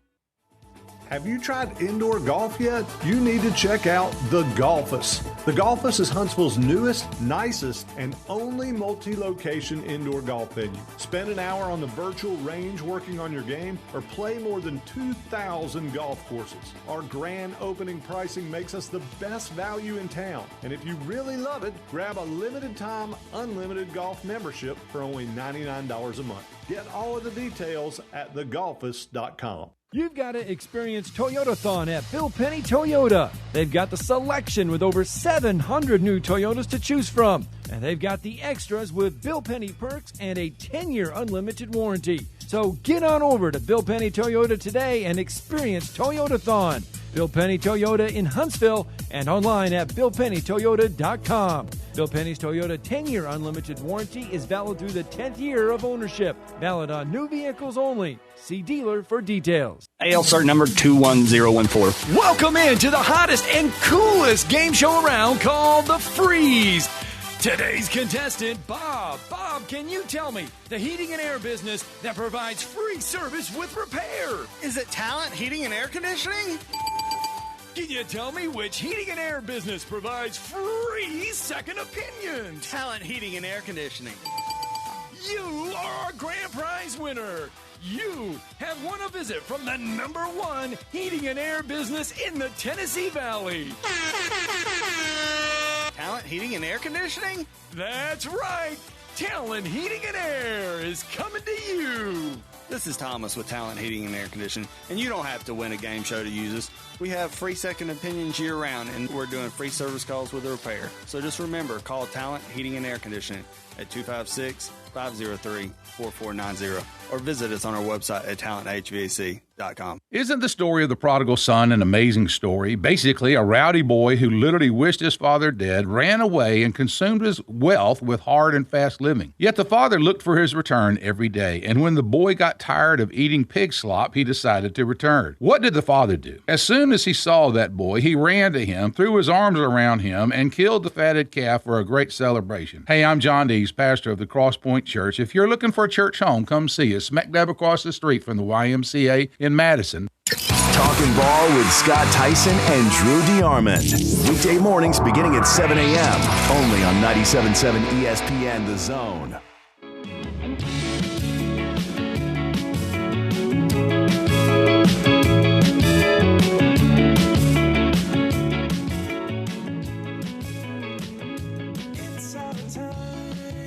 All right, 8:21 on a Wednesday morning. Coming up here in just a few minutes, Steve Robertson will join the show. Get his thoughts on that Mississippi State Georgia Bulldog Super Regional. Very intriguing. In Athens, is it? Look, I mean, I know Georgia beat them 4 times, but right. Mississippi State was as impressive as any team. You feel that they're due? I mean, I would think so. I mean, Brian O'Connor's been there, done that. I mean, been to the World Series multiple times, won it all. And Mississippi State, I mean, they weren't even tested in their regional. Some would say that's not good. I just think they're playing well. And again, I have all the respect in the world for Georgia, who won the SEC by 3.5 games or so in the regular season, and then won the tournament and did a great job of coming back from a 6-0 deficit against the team that Troy dominated. But still, I mean, in the Florida Gators. But I just think in these super regionals, you never assume anything. I'm certainly not assuming anything with St. John's in Alabama. But again, and by the way, we will be joined tomorrow at 7:30 a.m. by the head coach of the St. John's Red Storm, Mike Hampton. So he will be joining us. Got hooked up with St. John's, and he's going to be kind enough to join us before they make the trek to Tuscaloosa to take on the University of Alabama. And as we announced yesterday, Scott, because those times came out before the end of our show, Alabama will be one of the, maybe even the last super regional to get underway, and that'll be at 8:00 p.m. Central Time on Saturday night as the St. John's Red Storm come and take on Alabama. We know Auburn's starting on Friday, and they're going to take on Ole Miss, and we're going to talk to Jake Thompson about that from a Rebel perspective. And they didn't play during the regular season, which is very interesting. So, but I just think, even though it's not going to be at the Dude, and the Dude was electric as we expected it to be in that regional, Cincinnati's a really good team, and Mississippi State just, But this is why them. Mississippi State made the change, right? Yeah. This is why they made the coaching change. This is why, for whatever reason, Chris Lemonis, after he won the national championship, couldn't keep him at that level. Right. And, Brian O'Connor did amazing things at Virginia that had not been done before. And that's why they spent the money to go get a proven head coach. So really excited to see this super regional. And it should be and remember Mark Etheridge said yesterday that he felt like, that this was probably the showcase one in college baseball. He felt like this was, despite Mississippi State losing to Georgia 4 times, he still feels like it's the big one. This was the matchup of all of them. So, I mean, all right, that is coming up. We'll have Steve Robertson on here in a little bit. And again, in case you have not heard of all the times, right? Date and times have all been announced for the super regionals. Alabama is that Saturday, Sunday, Monday side of the bracket. Yeah, Auburn is the Friday, Saturday, Sunday side of the bracket. Yeah, and so it's going to be exciting, and certainly Troy and Little Rock is also the Friday, Saturday, Sunday. Yeah, that's a 4 o'clock start on ESPNU for that Troy and Little Rock series. And it's still hard to wrap your head around the fact that come Sunday night, either Troy or Little Rock will be headed to Omaha for the College World Series. I mean, look, St. John's, they don't play football, but they play big-time college basketball and baseball. They've got a chance to go to Omaha against Alabama. Either Troy or Little Rock is headed to Omaha, much like Murray State did a year ago. Now, and Cal Poly. Cal Poly is throwing a little bit of a fit right now. Yeah. And I don't know if they have a case or not, but it's how the bracket. I mean, look, to be honest with you, West Virginia was not supposed to be hosting this regional. No, it was UCLA. UCLA was, Let me guess. The liberals from California feel like because they beat UCLA, they should be hosting over West Virginia. No, and they just say that, look, there's some people that believe and Cal Poly, I mean, they're not like revolting against it. They're just saying, look, it's awfully tough for now us to have to fly 3 time zones. And I think they're more mad at ESPN than they are at anything else because they put that regional first game at 12 noon. 11 Central. 11 Central or 9 o'clock West Coast time. Well, I mean, so they said, could they? I mean, they just said, hey, look, is there, maybe next time when you make the TV schedule, maybe if you have a West Coast team flying 3 time zones across to play a game, maybe you can make it a little bit later in the afternoon. Well, I can see that a little bit, but also I can see this too. Look, man, I believe they had to win it. Did they win it on Monday? Yeah. Well, how many days? I think they did win it on Monday. Yeah, because UCLA didn't even make the finals. So they had to beat St. Mary's. But anyway, I mean, you've still got several days off. Right. Okay. Right. To prepare for all this and get your bodies right. So that's why I see a little bit of what they're saying. They would have liked to have started later in the day on game 1 or even done the Saturday, Sunday, Monday. Okay, I get it. But it's not that deep. You're planning to go to Omaha. Shut up. Fly the plane. The NCAAs, I'm sure, paying for the flight. Right. So get over there. You've got several days to prepare for it. They're not telling you to play in 1 or 2 days. Stop whining. Get your ass over there and play baseball. All right, well, play baseball. We will talk to Steve Robertson about playing baseball coming up next. Let's get a break in. We'll break down some Mississippi State, Georgia Super Regional next.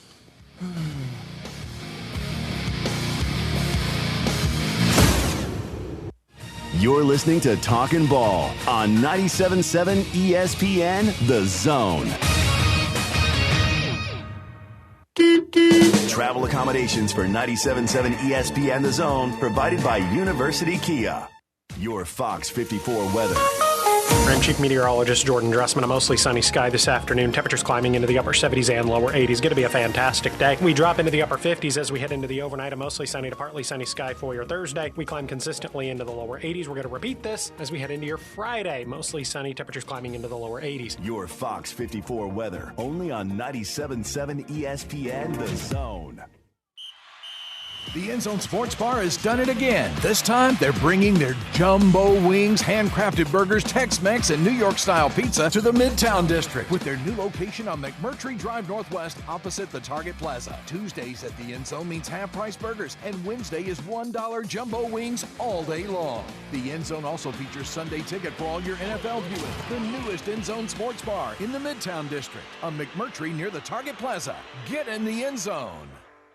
Specializing in simple and affordable rentals, McCurry Van and Car Rental can make sure you have just the right vehicle for your next family vacation, weekend getaway, or if you just need transportation while your vehicle is being repaired. McCurry carries Ford Transit vans and Mercedes Sprinter vans, trucks and work vans, and more. And they offer discounted rental rates for long-term rentals. Now with 4 locations: Athens, Muscle Shoals, Coleman, and Huntsville. Log on McCurryRentals.com to make your reservation now. That's McCurryRentals.com. Have you ever turned your back on God?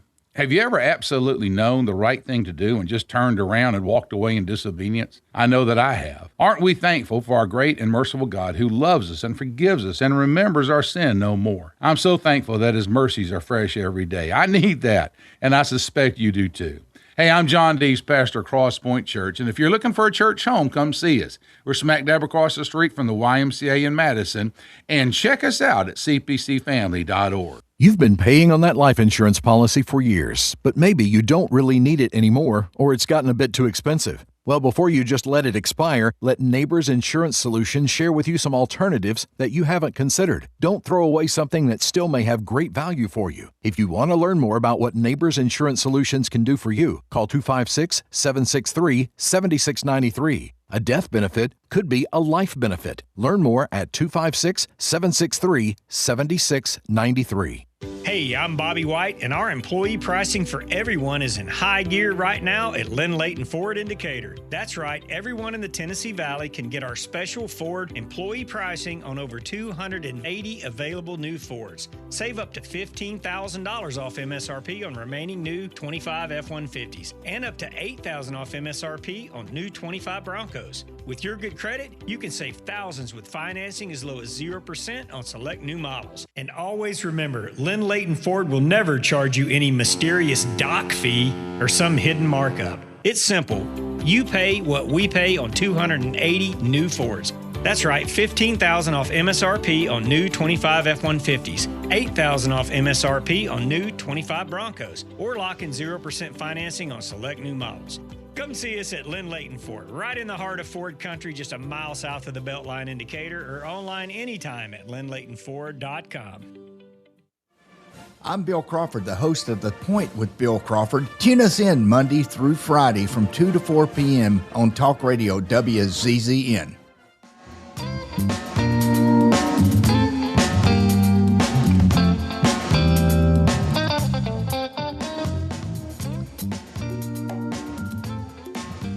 We're getting you in the mind frame for Super Regional Baseball. I know it's wrong to make you wait. Super Regional Baseball begins on Friday. Again, your first Super Regional will come your way from the Morgantown Regional. That'll get underway at 11 a.m. our time here on Friday. And then again, Troy and Little Rock will play at 4 o'clock on Friday, Saturday, Sunday, and Monday if necessary. That'll be the Athens Super Regional, as the SEC will line up both sides of the dugout, as Georgia and Mississippi State will meet in that one.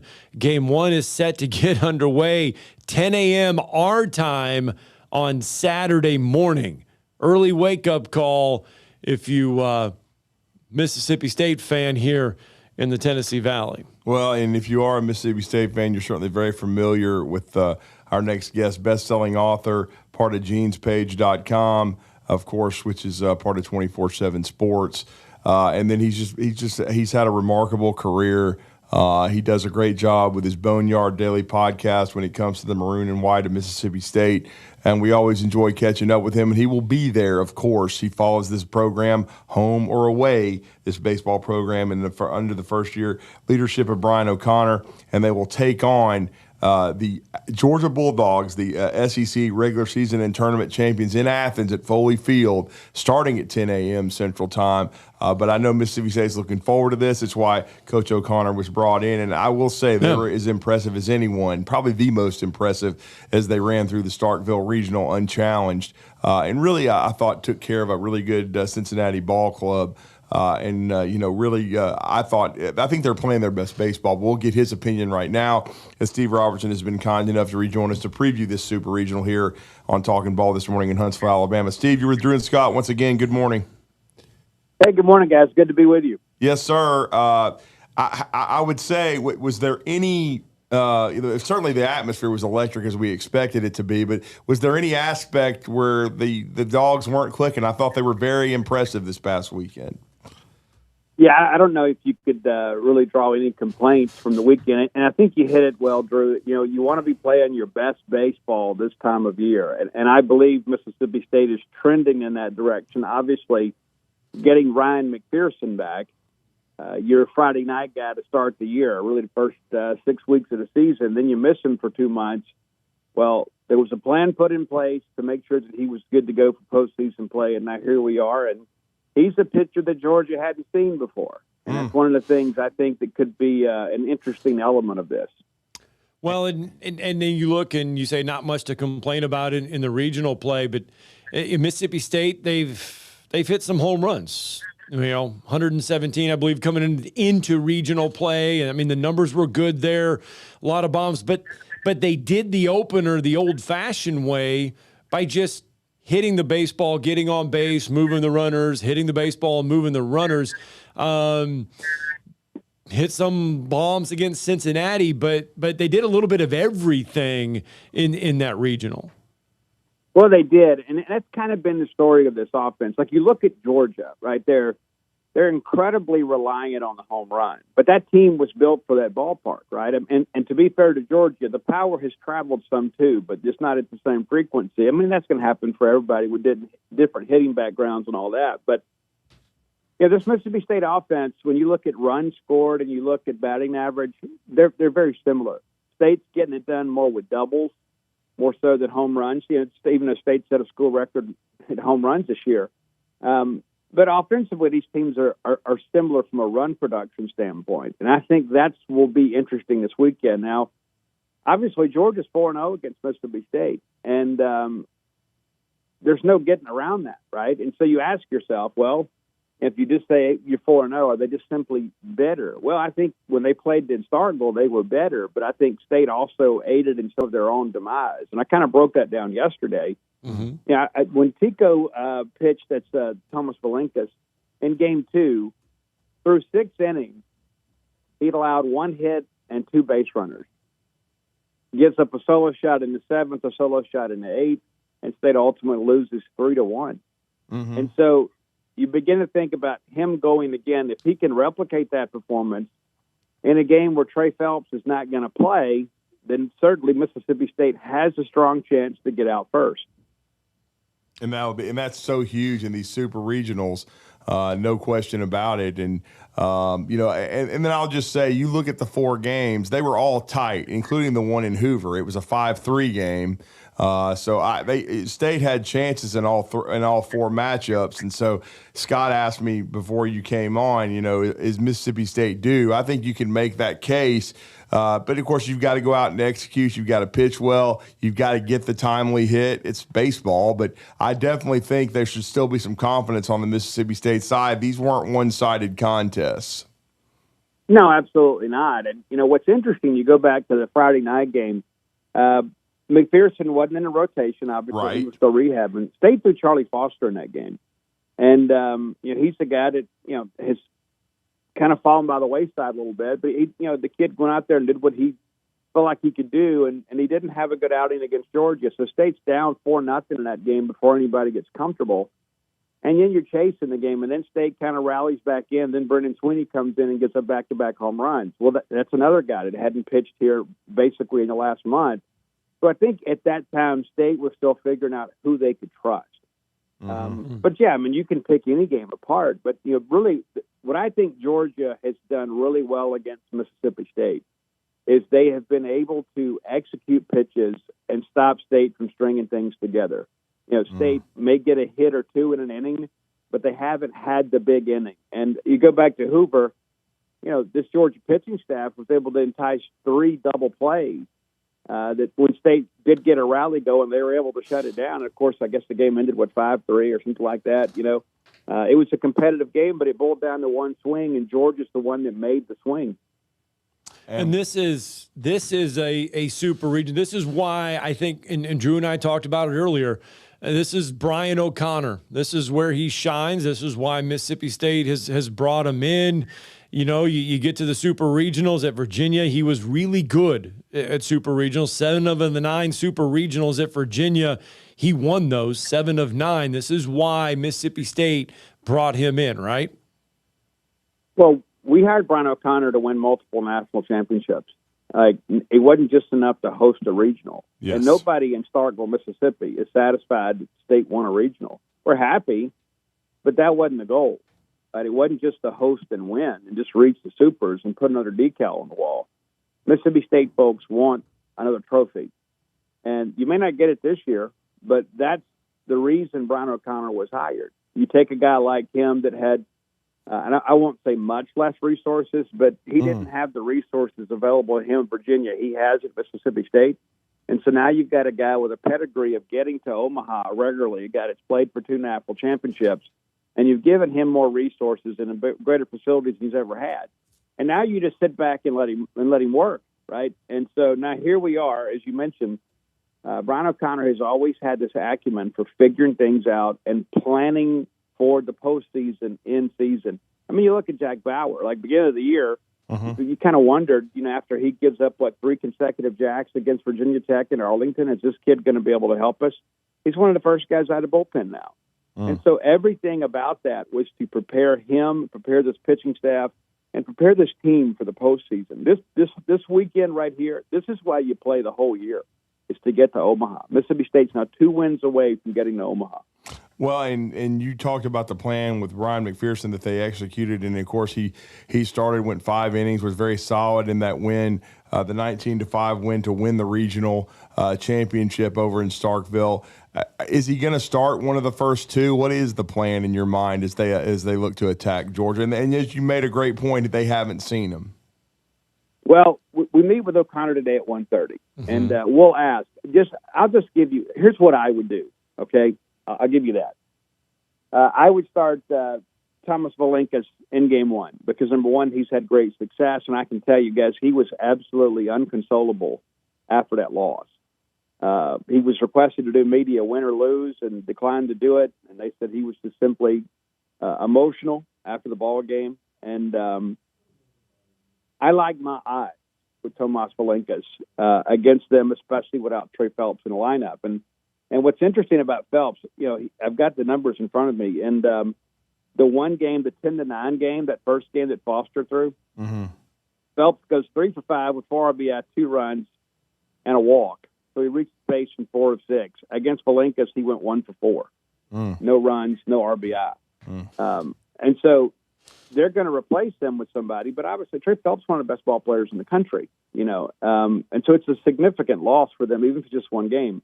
But in game two, I think you've got to go McPherson, and I'll tell you a couple reasons why. Number one, the timing on all this worked out perfectly for State, which I think it's because Brian O'Connor knows how the format works, right? Right. So he had Duke Stone throw game one on Friday against Lipscomb, and then threw Valenkas on Saturday. Well, we're going to open this regional on Saturday. It's almost like Brian O'Connor knew, right? So you keep him on your regular throwing program. Well, Ryan McPherson threw on Sunday. Well, then you can keep him on the same throwing program so he has the full week to recover. You're not having to move anybody up. In fact, you could move Duke Stone back to game 3 if necessary. But I think that element of Ryan McPherson never facing Georgia and Georgia never facing him, I think you have to utilize that. I think that is a bit of a wild card in this thing. He was your Friday night guy for a reason. He wants the opportunity to go pitch and give his team a chance to get to Omaha. So if I was doing it, it's Valenkas, McPherson, and Stone. Well, and I think coaches at this time, too, when you get into super regional play, are a little bit more at ease, too, because this is like a Friday, Saturday, Sunday type of series now. It's just best 2 of 3, so you can manage your pitchers, you can manage your staff just like you do during the regular season a little bit better, right?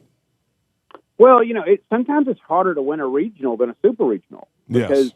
I mean, you just look at what happened with Auburn, right? I mean, you lose the game early, and then it really taxes your pitching staff. Well, you're only going to play 3 games in a super, but you can play as many as 5, at a regional if you're not lucky, And so I think what happens is things just get a lot more focused, right? You don't have to go cover nearly as many innings, and so you can stick with the guys you trust. You can stick with the guys that have been there for you. You treat it like an SEC weekend, but you also understand going into game 2 that there's no guarantee of tomorrow, right? And so I think that changes the dynamic a little bit too, because you don't hold anything back in game 2 thinking about game 3, right? Because you got to go all in to make sure that happens. And so I think Mississippi State's bullpen at times has been a little bit taxed, where Georgia's has been really good. And if you look down the stretch, Georgia's bullpen has kind of bailed them out a little bit because they really don't have a bona fide third starter. They've kind of used Caden Aoki kind of as of late in that respect, which, of course, kind of moves him out of the bullpen. Matt Scott's been good for him, but Dylan Biggie has not been good the last 3 starts. And so that's the question you ask yourself. You're going to get Volchka in game 1, probably Volchka versus Valenkas. And then in game 2, it's probably McPherson. Is it Big U, or do they go Caden Aoki, or do they wait to see kind of what happens with the results on Friday? Game 1, because again, there's no guarantee that Caden Aoki would start if you lose game 1, right? So I think it's going to be the chess match within the chess match between O'Connor and Wes Johnson this week, and I think it's going to be an incredibly exciting series. And honestly, I can't wait to get there. We had Mark at the Drawers, D1Baseball.com, and he just said this is the series of the weekend. He just felt like it was even though he even said, to me, it doesn't matter that Georgia won 4 in a row over them. He's like, it's about how both teams are playing now, and he just feels like Mississippi State is hitting their stride. And you talked about O'Connor almost during the regular season planning for this, and that's what great coaches do. They figure things out, and they also have cards they can play during the postseason that maybe could be a difference, especially in a short series like this. But there's no one that knows the inner workings of the baseball program better than you. What part of following O'Connor this year? I know you studied him and you knew Mississippi, that he was Mississippi State's target the entire time to bring to Virginia. But, of course, now you've been able to watch him up close for a whole season almost. What aspects have really impressed you about his acumen and the way he builds a program? Well, people throw this word around these days, and they don't know what they're talking about. But everything that Brian O'Connor does is intentional. Like there's never anything that's just fly by the seat of his pants. There's always a plan, but it's not so rigid that guys don't buy into it. He said like when Ryan McPherson, initially some people were like, oh, he blew his arm out, right. PJ. Mm-hmm. The very next day, I got a phone call from somebody not in Mississippi State baseball, just a friend in college baseball, and they're like, Steve, I deal with this stuff all the time. I don't think he blew it out. I think it's a forearm strain. He said it just looked like a forearm strain to me. I don't think he blew it out because I've dealt with this for 30 years. I just don't think that's the case. So obviously I've got a little bit of knowledge because of that some other people don't. And so I told everybody, just be careful with this. Let's just wait and see. So I asked Oak, okay, and he's like, hey, yeah, and he's not out for the year. And we put a plan together to get him back on the mound, and we just want to make sure that we have him ready for postseason. Well, then now here we are, right? It had been so easy to rush him back, right? It had been so easy when you got a young man that's hungry to get back on the mound. It's a competitor. It had been easy to throw him against some teams maybe before he was 100% ready, and then he wouldn't be here now, right? Because maybe he has a setback. There was no guarantee of future performance, and I think that's part of it. And we mentioned the Jack Bauer thing. Ryder Woodson was the guy that struggled a little bit. He could have sat him, and he did give him a couple of days off. And now the last month of the season, Ryder Woodson's been incredible for Mississippi State. But one of the things too that I think is a bit of an X factor in this series. Wes Johnston's never done this before, right? And I love Wes. Wes was pitching coach here in 2016 when State won the Southeastern Conference Championship and was a top 8 for the first time in program history, which is weird to say, but it was true. Georgia was a top 8 national seed last year, lost their regional. And so Wes Johnson, as a head coach, has never been 2 wins away from Omaha. This Georgia team hasn't been to Omaha since 2008. Brian O'Connor's been to Omaha a lot. And so that's a part of this thing. The players have to play, but the coaches have to put them in position to be successful. And that's one of those things, too. It's a little bit of a nuance about this thing. But I suspect that the pressure of this weekend is all on Georgia. There's really no pressure on Mississippi State. State's not the top 8 national seed. State's not the SEC champion. State's not the SEC tournament champion. Everybody's picking Georgia to win. And we're going to find out if this Georgia team can handle the weight of those expectations against a coach that knows how to get there. And I think that's a very interesting dynamic of this. Is there somebody in this Mississippi State lineup that we're not talking about, that's not getting a lot of attention, that maybe that should be heading into this super regional, that at the end of the super regional we might be saying, or you might be saying, look, I told everybody this guy here could be an X factor in the end? Well, I always go with Garrick Fry when I'm asked this question, because Garrick never makes the headlines. He just gets hits, right? I mean, like he got you started in that regional final, leadoff home run. And I think that's the first leadoff home run he's had this year. He had a couple last year, one against Alabama and one earlier in the year. Maybe I can't remember who, but Garrick's a table setter. And that's the thing. He's a switch hitter at the top of the order. And so it doesn't matter who your pitching change is going to be, right? I mean, he's going to be able to go out there and swing it. And he hits right in front of Ace Reese. He gives Ace Reese the opportunity a lot of times to hit against a pitcher in the stretch, and every starter is a different pitcher in the stretch. I don't care what anybody says, it's just true. But to kind of couple that with Bryce Chance is back in the 9-hole. The Bryce Chance for a while was hitting in the 6 and 7. He's had his greatest successes in the 9-hole. And he's kind of slumped a little bit, too. And I think a lot of that, too, because he was pressing so hard to get postseason baseball at the dude. And he got that for the first time in his career. And I think Bryce will be a lot more relaxed this weekend. But I think Bryce hitting 9 and then Garrick hitting first ahead of Ace Reese, that is, you don't see a veteran hitter hit 9-hole as often as you do with Bryce Chance down there. And then you've got 2 seniors, Garrick Fry and Bryce Chance, hitting in front of a first-round draft pick. And so I think navigating through 9-1 makes it a lot more difficult to pitch the 2-3-4. Well, it's going to be a great theater. Steve Robertson will be there for genespage.com. It will be Saturday, Sunday, Monday if necessary, but Saturday at 10 a.m.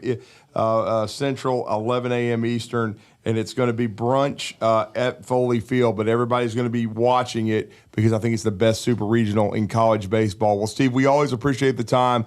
Let everybody know how to follow your coverage, and we're all looking forward to some great college baseball. Well, thanks for having me. And always, I'm on all forms of social media at Scout Steve R. And anybody looking to get a copy of the biography of Dudy Noble, or any of my other books, you can find it at the DudyNobleBook.com. DudyNobleBook.com. Absolutely. We always appreciate it, Steve. Thank you, sir. Take care.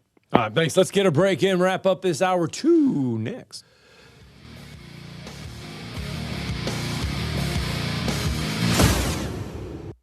You're listening to Talkin' Ball on 97.7 ESPN The Zone.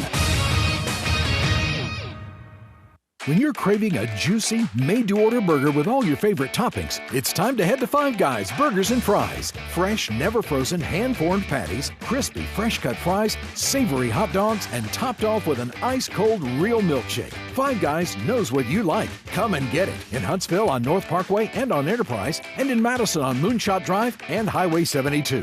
Order online at fiveguys.com or just walk in. Five Guys. Perfection every time.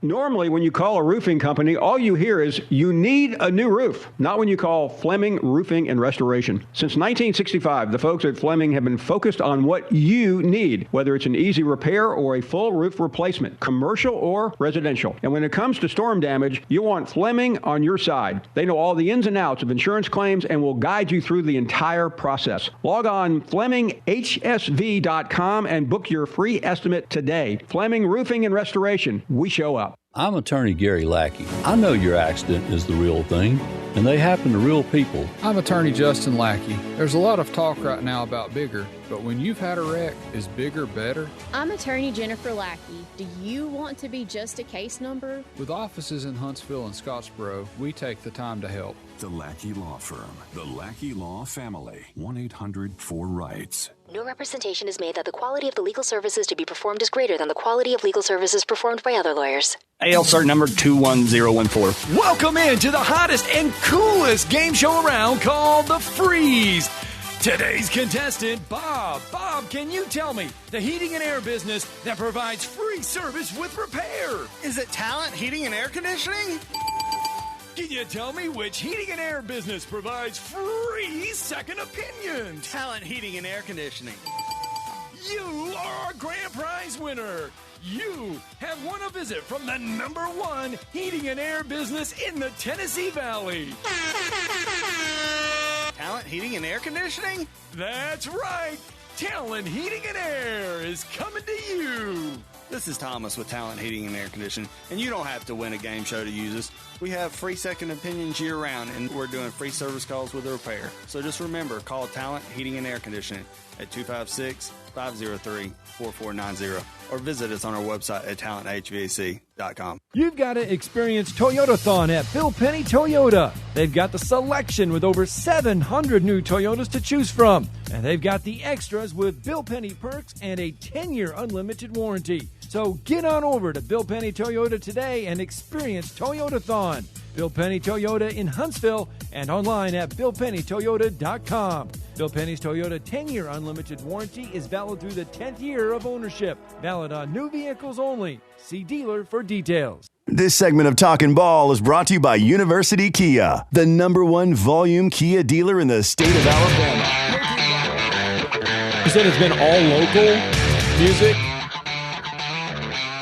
Yeah, every song that has been played is a North Alabama-based band. Huh. So every song you're hearing today when we come back from break is local. Look at that. We're on each day, 7 a.m. to 10 a.m. We're talking ball 97.7 ESPN The Zone. We're live and we are local Monday through Friday. Show's just beginning. We've got another hour left to go. Jake Thompson's on the other side. Ole Miss headed to Auburn, Alabama for a little super regional baseball. That may be the second best series. They didn't play during the regular season. A lot of surprises in store there. Hot dogs and beer for everybody. Oh, Lord. The company is Eagle Masonry and Insulation, but did you know they're also Eagle Landscaping and Dirt Work? Eagle can take care of all your landscaping needs, including irrigation, sod work, and planting, both plants and trees. On the dirt work side, Eagle can grade and build your pads, haul dirt in or out, and even do erosion control. Philip Love and his team can do it all for you. The website is the same, insulatewitheagle.com, as is the phone number, 256-755-1556. Give them a call and see what Eagle can do for you.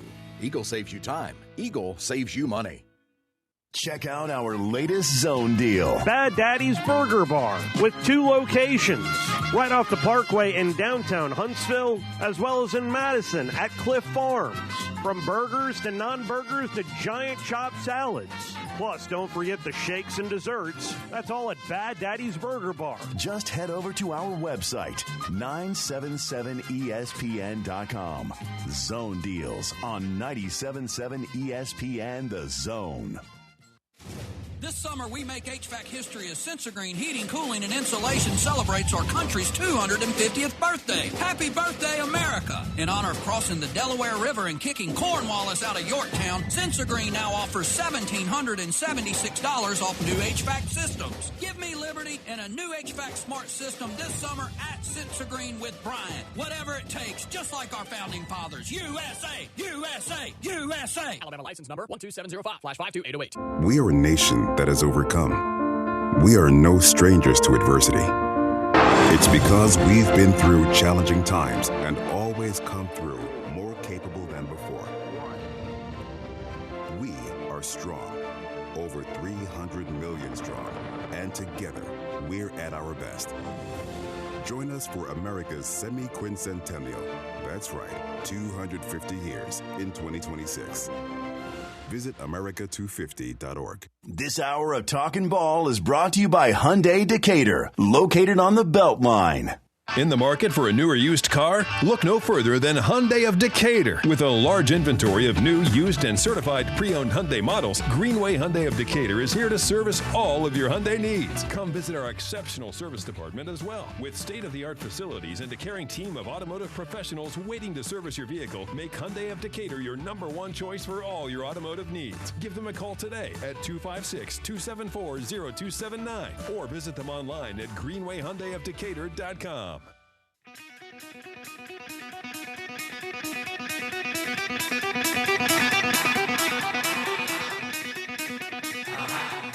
Welcome to Talkin' Ball with Scott Theisen and Drew DeArmond. Call into the Neighbors Wealth Management Hotline now, 256-576-4977. That's 256-576-4977. Now, here's Scott and Drew. All right, hour 3 is upon us. Don't forget, hey, we have not said this in a while, and we need to say it now, because coming your way on Saturday morning, we will have a special Saturday edition of Talking Ball on 97.7 ESPN The Zone, as we will be at University Kia from 11 to 1. The new palatial University. You have not seen it. Yes. You are going to be blown away. Blown away. It is fantastic. We want to see you in a University Kia. University Kia helping us get this hour underway. Again, don't forget, Saturday from 11 to 1, Drew and I will be doing a special Saturday edition of Talking Ball. Just 2 hours, not doing 3. We're going to do 2 hours from University Kia there on Saturday, and that'll be game 2 for the Auburn-Ole Miss Super Regional. As again, that Super Regional will get underway will be Friday, Saturday, and the game 3 will be, if necessary, on Sunday. So we'll be able to recap that one, and we'll also be able to preview the Alabama St. John's Super Regional, which will get underway later that night on Saturday. But again, Ole Miss and Auburn, you mentioned going to break that the Mississippi State Georgia Super Regional may be the one that has the most attention. Yeah. This Auburn Ole Miss Super Regional, if you look at all of the matchups, I know a lot of people will be talking about Texas and Oregon because I think that one is a good one as well because I think Oregon the Oklahoma-Kansas one is more of just a renewal of rivalry type of super regional. Stuff. Yeah, I don't think, I mean, outside of that, the intrigue is not high. But I think the intrigue is high for this Auburn-Ole Miss Super Regional. Yeah, there's no doubt. I mean, the SEC could end up with half the College World Series, and that'd just be normal. You know? Well, we know we're at least getting one team in that region. We know we're at least getting one team from two. Georgia, and we're getting at least two. They could get as many as 5. So and in a way, I wish they would. And it would just be 5 of the 8, just like softball. So let's just don't. all I'm asking the Lady Horns is repeat, don't choke. Understand me? Oh, that's right. It is Wednesday. For those that want to know, the Women's College Softball World Series Game 1 begins tonight in Oklahoma City. Yeah. So tell Cody Campbell's ladies to kick rocks, not win anything ultimately. Besides a Big 12 regular season title, they didn't even win the tournament. So Arizona State did that. And, again, we're hoping to connect very soon with Jake Thompson and get him on the Zoom link here on WZZN He's TV about to and the Neighbors connect now. Management Hotline because we're going to talk some Ole Miss because he works with the Ole Miss Spirit, which is, of course, rivals in On 3, and he will be there at one of those hotly contested regionals that we're highly anticipating. And, of course, that would be the Ole Miss Rebels traveling to Plainsman Park, which should be just a raucous atmosphere as the Auburn Tigers look to make their 3rd trip to Omaha in the College World Series under Butch Thompson. And then Ole Miss was very impressive. And what may have been on paper the toughest regional there was. Right. And as they they were down there with Arizona State, and they had a couple of definite wars with them. No doubt about it. That was a very, very tough regional where, and we kind of thought when we saw that field announced that was going to be one of the tougher ones, no question about it. And certainly Ole Miss did a great job. Well, yeah, I mean, they had to come from behind against Arizona State. Yeah, they did. They had to come from behind against Arizona State. They did an outstanding job. And we knew that they were very, very close to hosting. I know they were a little frustrated that they didn't get a chance to host a regional. And quite frankly, I'll be honest with you, they probably would have hosted if they had beaten Alabama in that series in Tuscaloosa, which was extremely tough.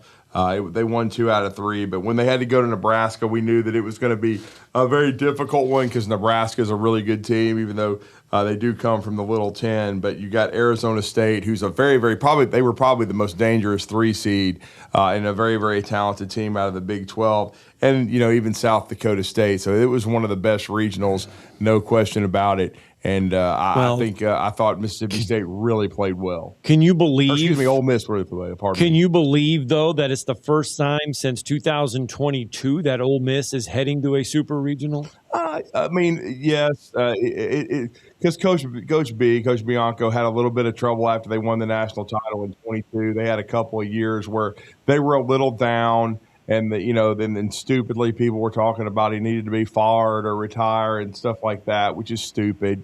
They had to recalibrate themselves, but they're talented. And now I believe on WZZN TV and the Neighbors Wealth Management Hotline, we do have Jake Thompson, and we're going to preview Ole Miss traveling to Plainsman Park and to take on the Auburn Tigers for the first time this year. Jake, welcome back to the show. You're with Drew and Scott. How are you, sir? Good. Thanks for having me on. Sorry for some technical difficulties. That's all right. It's technology, man. We wake up every morning and have technical difficulties. Yeah, we deal with it all the time. Sometimes we always have a plan and a plan B, a plan C. So we got you on though, which is great. And then we've been talking about this series, kind of hashing it out because we just talked to Steve Robertson of genespage.com.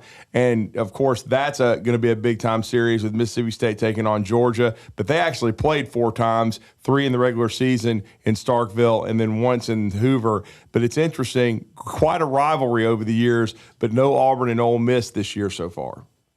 Yeah, no, that's that new, I guess, weird schedule where you're going to play 10 teams and 5 you're going to miss, and you may get them in Hoover or not, depending on the bracket and short along your stay, and or you may see them in the postseason, in which this is what we're getting. We're heading over to Auburn, and it's Ole Miss, I think, is probably tested with what they just went through in Lincoln against Arizona State, who probably should have been a 2 seed somewhere. Yeah. That was a very, very good 3 seed, and a Nebraska team that looked good. I think they just hadn't faced what they had in the regional throughout the season and their regular season, and I don't think anybody's faced that offense of Arizona State, at least consistently. So that was a tough draw for the Cornhuskers, but I think for Ole Miss to have gotten through a 3-0, which is what they have to do, I think, in that kind of setup, their pitching is just not meant to go 4 or 5 games if you lose on a Friday or a Saturday.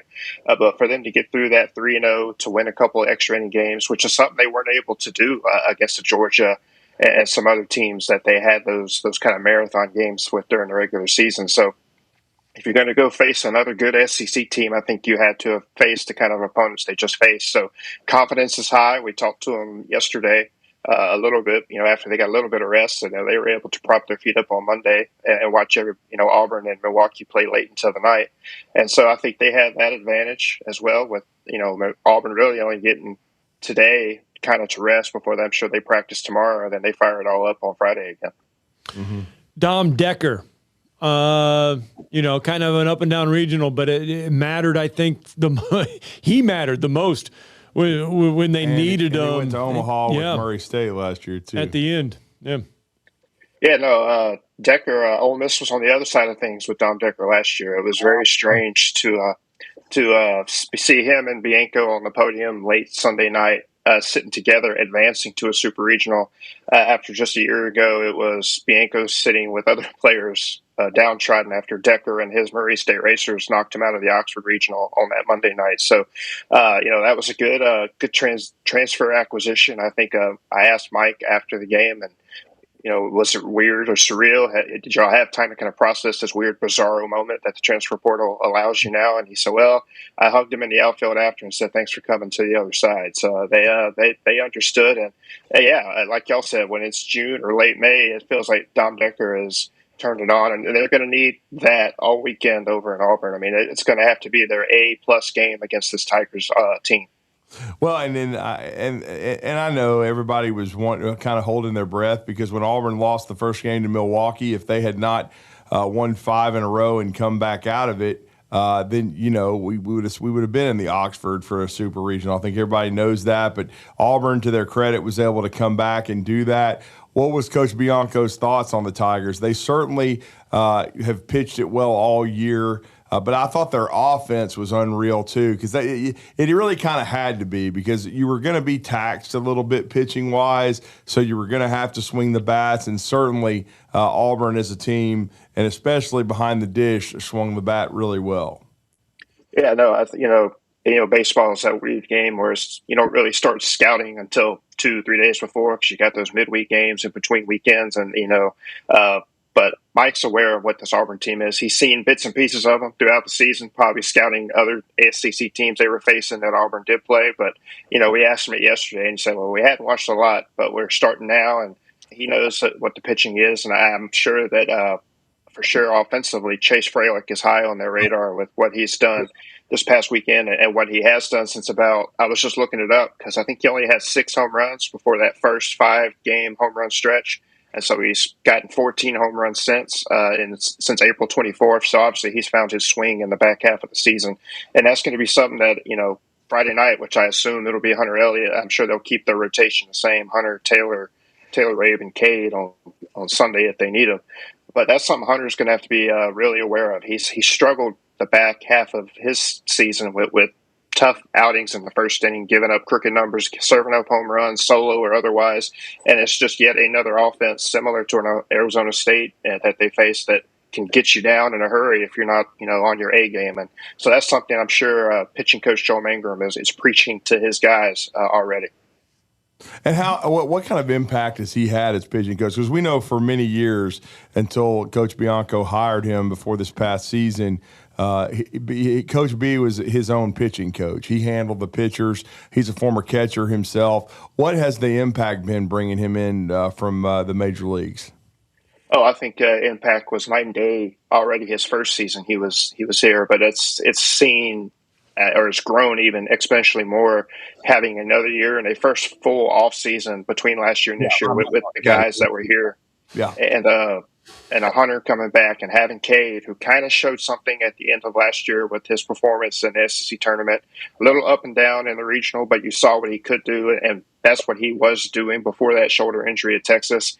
And I think that's been bothering him. I think he's just getting a little tired. That shoulder's probably still hurting a little bit. It was shoulder soreness, but what Joel's been able to bring from the minors system that he was so good at with the Guardians to down here to not just pitching, but load management, how to take care of yourself, how to rest. He's bringing all of what he's seen at the majors down to the college level to get these guys ready for those who will take that next step, like a Cade and maybe a Hunter, possibly Taylor this July in the draft. And so I think we've seen not only the starters take off and not just look like Ole Miss only has a one starter and you pray you can figure out Saturday, Sunday too. They've got three really good starters, and the bullpen has really come around with Walker Hooks, Hudson Calhoun. Yeah, he's been great. And then they found something in Will Libbert over there, Sunday night, getting 3 scoreless innings. He has not really been what they thought they could turn him into when he transferred from Missouri. But those 3 innings against Arizona State Sunday night was what they hoped they could have gotten out of him all year. But they're happy they're getting it now. With everything that this Ole Miss team has faced, they've had the offensive inconsistencies, bullpen questions, injuries, the fact that they didn't get to host a regional, then they go on the road, they win the regional. There's been a lot of adversity facing this team, so you almost feel like they're headed to this super regional with a lot of weight off their shoulders and able just to kind of play baseball. Yeah, no, in 2022, this is what they did. They went down 4 games, went 3-0, and had to go a little bit closer to home, had to go to Hattiesburg and play on the road there before they went to Omaha. So this is old hat for, I say old hat, it's old hat for Bianco and the coaches, and old hat for Hunter Elliott. He's the only one left from 4 years ago on that team. But playing on the road seems to do better for Ole Miss. I don't know why it is. I guess they just get tight playing at home in a regional or super regional, but they thrive on the road, and I don't think they could ask for more battle testiness. And you said it, the offense has been come and go. They're kind of the strikeout kings as well as the home run kings. It really is kind of that like old Bash Brothers baseball mentality of we're either going to get some walks and crush some home runs, or we're going to have a rough day at the plate. And that's what they've got to somehow try to figure out, is piece some hits together, just manufacture runs, not just rely on somebody serving up a meatball down the middle and trying to hit it over that wall in left field, because I don't think that's going to be the recipe to win. But in terms of just experience and what they faced and gotten through, I don't know if you could have a more confident bunch having to go to a road SEC super regional than Ole Miss. Well, and I don't know if you're ever going to go through. That was one of the best games, if not the best game of the regional weekend. I know I was glued to the TV, and 7-6 and 14 innings against an Arizona State team, as you pointed out, Jake, that was really underseeded. That was a hell of a baseball game. Yeah, no, that was one where we were all just sitting there going, they had chance after chance after chance. And Ole Miss has been here before with that. They did that marathon day doubleheader and ended it with the extra inning games against Georgia, and Georgia eked that one out. And they just were never able to get over it. But they, got through it. It was like hockey. Arizona State did the empty net in center field, brought in a 5th infielder. They did all the tricks that there was both games. I think Decker had it both times, and Ole Miss somehow managed to get that hit. And I think the Friday night win was a ball that just went deep enough into the infield to score the winning one there. So it's they face a lot of unorthodox approaches against them in this regional, but no. Like I said, confidence shouldn't be lacking. It's just the execution is going to have to be on point. But, that's the case for all 16 teams that are left. Everybody that's here is good or has played well. So, that's not a surprise to say that's the key for them. And then in your mind, and this is Jake Thompson, Ole Miss Spirit, via Rivals and On 3. I know you talked about this lineup, and then I know they've depended on the home run a lot, but like you said, doing some, I thought, scrapping, doing some little things. And they were gritty. That's how they had to beat Arizona State. But if they're going to beat Auburn in this raucous environment in Plainsman's Park, Auburn lost the Super at home last year to Coastal Carolina. So, it's possible to win it. And as you said, Ole Miss has been historically really good on the road under Coach B. What is the key in your mind, or keys to winning this Super Regional? I think, like to your point, getting the crowd out of their head or blocking it out. I think the best experience that can come from is Sunday night or late Saturday night before that game got suspended. And Taylor Ray was there in the 6th inning. They had some pitch comm issues, swapped it out a couple times, delayed. The crowd was getting into it because I think it was just 3-1 at the time. The bases loaded, and it was Nebraska's not the biggest stadium that Ole Miss has played in this year, and SEC's got some bigger environments, but it was loud and compact, and Ray got through it, and then they moved on and scored a couple and held on to win the next morning. So I think having that experience just a few days ago, that they can play in a raucous environment, perform well, they're going to have to bottle that up and carry it over to Auburn, because I know those fans are happy to be home again and have a chance 2 years in a row, but also it's going to be more exponential after what they just watched their team go through after losing Friday and going on that 4-hour run to get here this weekend. So it's going to be a tough task, but I think they've got the SEC road experience to fall back on. And because of the SEC, the unbalanced schedule and everything, these two teams didn't play during the regular season. Yep. Yeah, no, so you're I guess, semi going in blind a little bit, but that's the case also for Auburn and Butch Thompson. His guys are having to do scouting wise, so it is kind of like it's that 11th SEC series of the season. We didn't get it in the regular season; we're getting it here, and you're not guaranteed all 3 games, but it's just another best of 3. And I think that's what Ole Miss is trying to tell themselves. It's just another SEC weekend. Carry it like it's normal business as usual. Try not to think about what happens if you get 2 wins or what's on the line if you fall down 0-1. And just play and take it that way. And Bianco, apparently, the slogan he's kind of carried with them and told us a lot in Lincoln and press conferences, they handle hard well. I think that's their motto this season. To all the adversity that y'all pointed out and that he pointed out as well, they've succeeded. Now they've lost some, but they've learned from it. But lately, and when it mattered, they've been coming through on the other side. So, like I said, I feel like there is. I've said it a lot, I know this morning, but I think they're as battle tested as you could ask for a road team to be. Well, great stuff. Safe travels to Auburn, Jake, and let everybody know how to follow your coverage via the Ole Miss Spirit. Yeah, it's on Twitter, X, at Jake Thompson, the letter O, letter N, number 3. You can find me there, and omspirit.com is where you can find us. And quick little plug, we're starting a summer sale, so new members can get half off for a year, and that gets you can get onto all the On 3 and for national stories and everything, other sites as well. So be sure to follow everything there this weekend. Thank you, man. Appreciate you. Appreciate y'all. Thanks.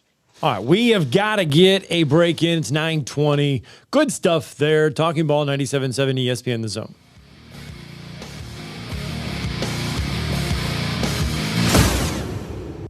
You're listening to Talkin' Ball on 97.7 ESPN The Zone. Since 1983, Berkshire Hathaway Rise Real Estate's Ann Adams has been your local go-to real estate expert in the area.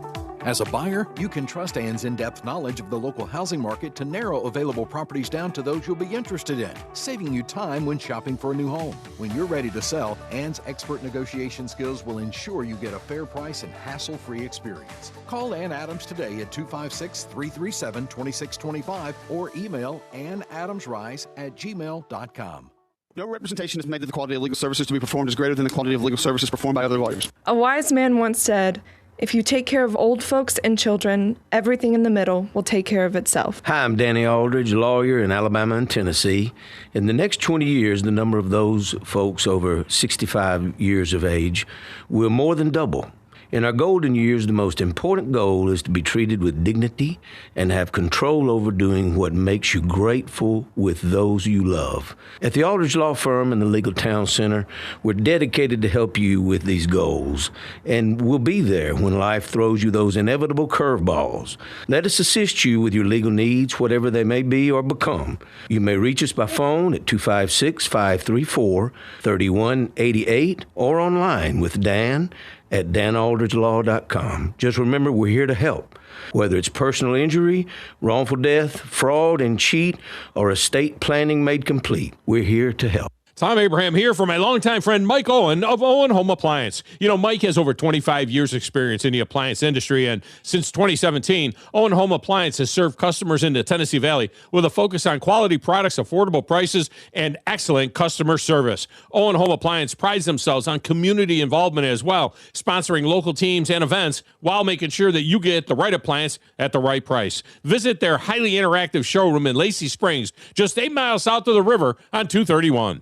Hey, I'm Bobby White, and our employee pricing for everyone is in high gear right now at Lynn Layton Ford in Decatur. That's right, everyone in the Tennessee Valley can get our special Ford employee pricing on over 280 available new Fords. Save up to $15,000 off MSRP on remaining new 25 F-150s and up to $8,000 off MSRP on new 25 Broncos. With your good credit, you can save thousands with financing as low as 0% on select new models. And always remember, Lynn Layton Ford will never charge you any mysterious dock fee or some hidden markup. It's simple. You pay what we pay on 280 new Fords. That's right, $15,000 off MSRP on new 25 F-150s, $8,000 off MSRP on new 25 Broncos, or lock in 0% financing on select new models. Come see us at Lynn Layton Ford, right in the heart of Ford country, just a mile south of the Beltline in Decatur, or online anytime at lynnlaytonford.com.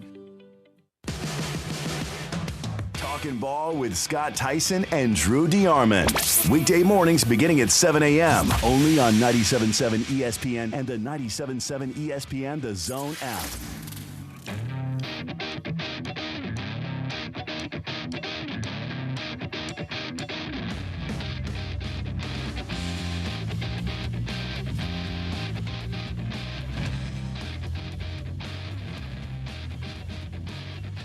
Now, who is that? This is Nightmare by Trace Loco. Trace Loco.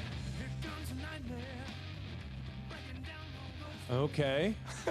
I mean, it's great. They're local artists. Yeah, they're local artists. I've never heard of that one. I haven't heard of Trace Loco, but hey, good no, stuff. No. You know, there's a lot of nightmares. Hopefully it'll be a nightmare for Texas Tech tonight. You not a fan of wanting them to succeed.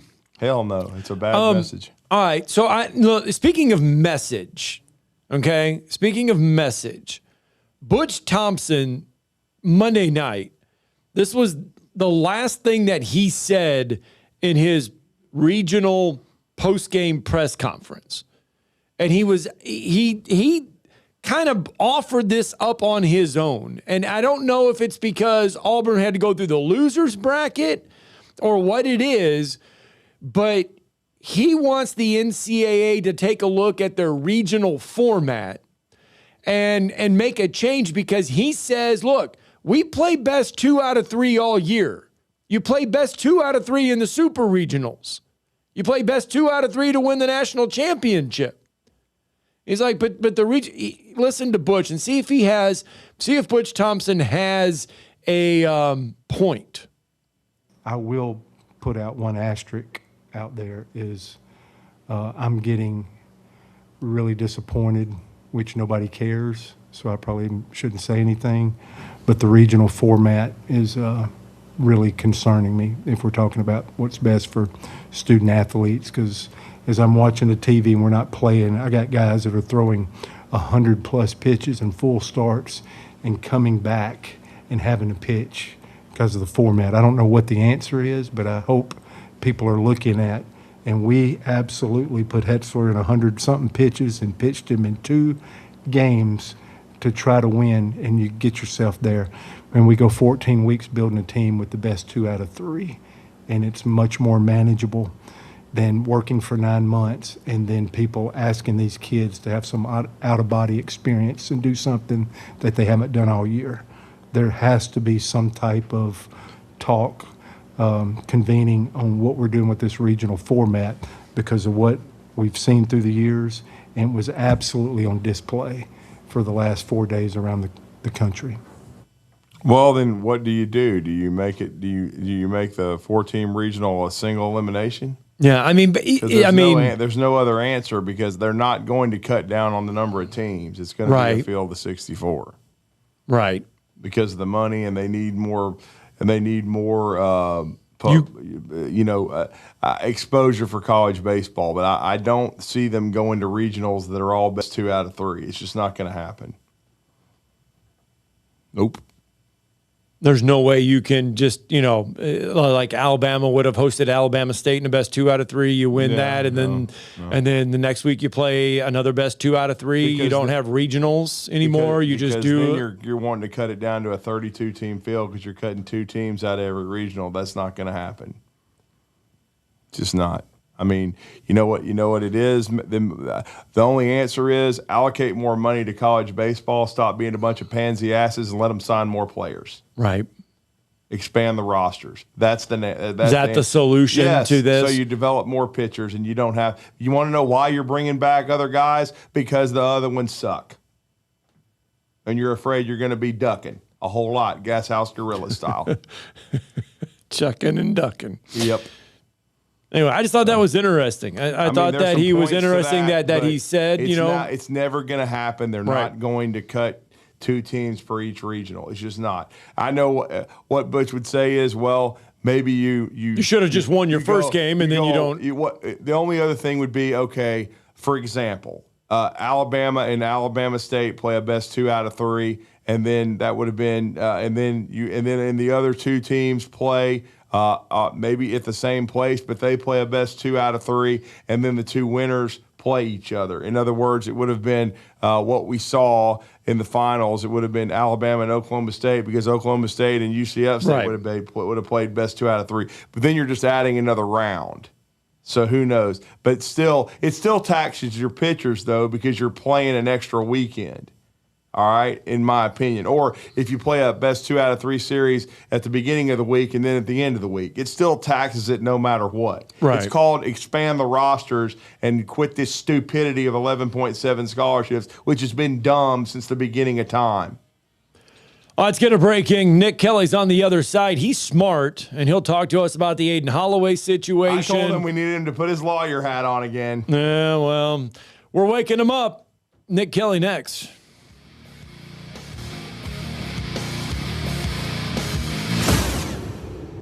You're listening to Talkin' Ball on 97.7 ESPN The Zone. Your Fox 54 weather. I'm Chief Meteorologist Jordan Dressman. A mostly sunny sky this afternoon. Temperatures climbing into the upper 70s and lower 80s. Going to be a fantastic day. We drop into the upper 50s as we head into the overnight. A mostly sunny to partly sunny sky for your Thursday. We climb consistently into the lower 80s. We're going to repeat this as we head into your Friday. Mostly sunny. Temperatures climbing into the lower 80s. Your Fox 54 weather. Only on 97.7 ESPN The Zone. For a beautiful day, it's a beautiful day in the traffic world also. We're ending the traffic morning without any delays, any stalls anywhere in the valley. Just be on the lookout for different construction projects like in and around Big Spring Park, Highway 67 down in Morgan County, and, of course, the I-65 projects, and a lot of little projects going on around the city of Decatur. Athens is looking real good.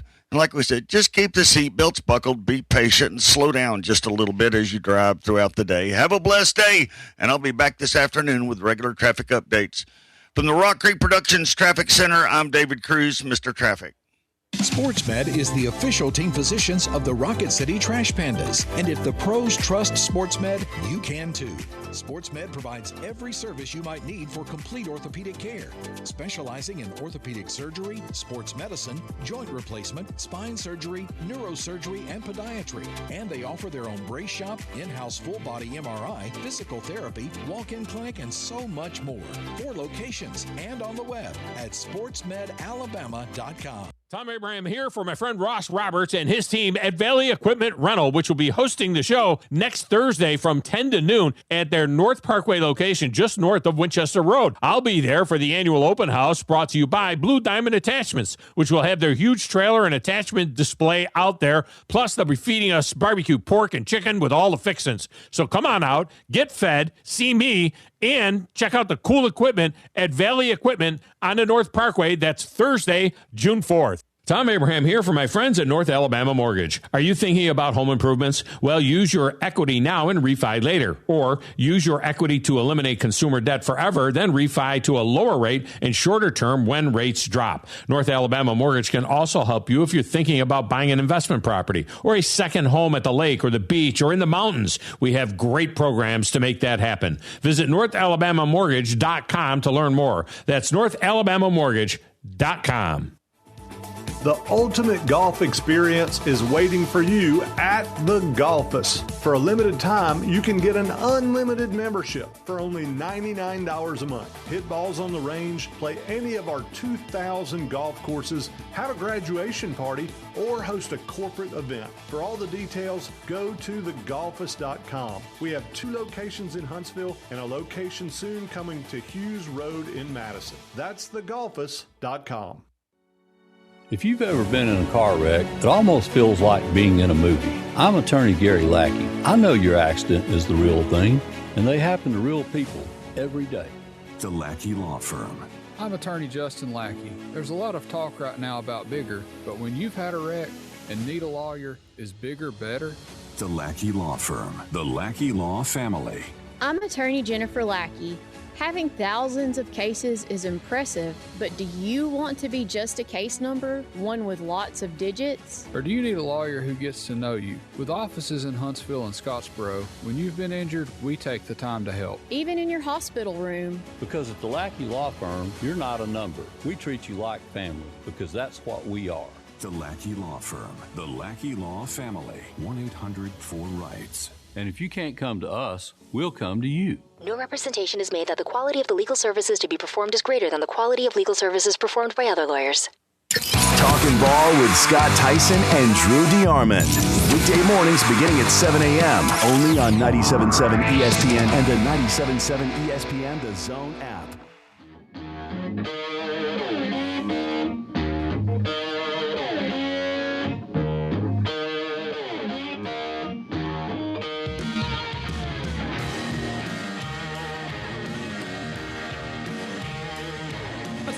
Too. That'll get you jiving in the morning. Who's that? It's the Alabama Heathens. I went to school with their guitarist. They're very good. Nice. They are pretty good. All right. Speaking of really good, Nick Kelly's pretty good, and we like using Nick Kelly quite a bit. Yeah, he's almost our in-house lawyer. And he's a lot of things. Because Alabama's had some issues with some legalities with Charles Bediaco and of course now with Aiden Holloway. He's the former sports writer of the year in our state, a proud Missouri grad, but he's done a great job covering the University of Alabama for first the Tuscaloosa News and now for AL.com. And he's been kind enough to join us because there was some significant things happening with Aiden Holloway's legal situation. We previewed a little bit of that in the first hour this morning, but we wanted Nick Kelly to be able to really connect the dots for us and join us and talk about what went down yesterday. It probably is a very positive step toward potentially, still have to say that, potentially getting Aiden Holloway back in the program. But Nick, again, I hope you're enjoying the first early days of summer. We really appreciate you joining us this morning on Talking Ball. You're with Drew and Scott. Good morning. Hey, great to be with you guys. And before, so there's no confusion, the most time I think I spent in the law school at Missouri when I was there was I maybe took a shortcut to get to another part of campus by cutting through the building. So that's the most experience I had in the law school. Well, you certainly have done a great job covering this situation with Aiden Holloway. And I know you spoke to his lawyer yesterday, Jason Neff. And for our listeners, just kind of fill in the blanks. What went on yesterday? And I called it a first step, but of course, a friend of mine pointed out that he had to, go before the student advisory committee to get back on campus and to take classes. But legally, this was a huge step yesterday, though. Yeah, massive step, because it, simply put, is he has a plea agreement with the state.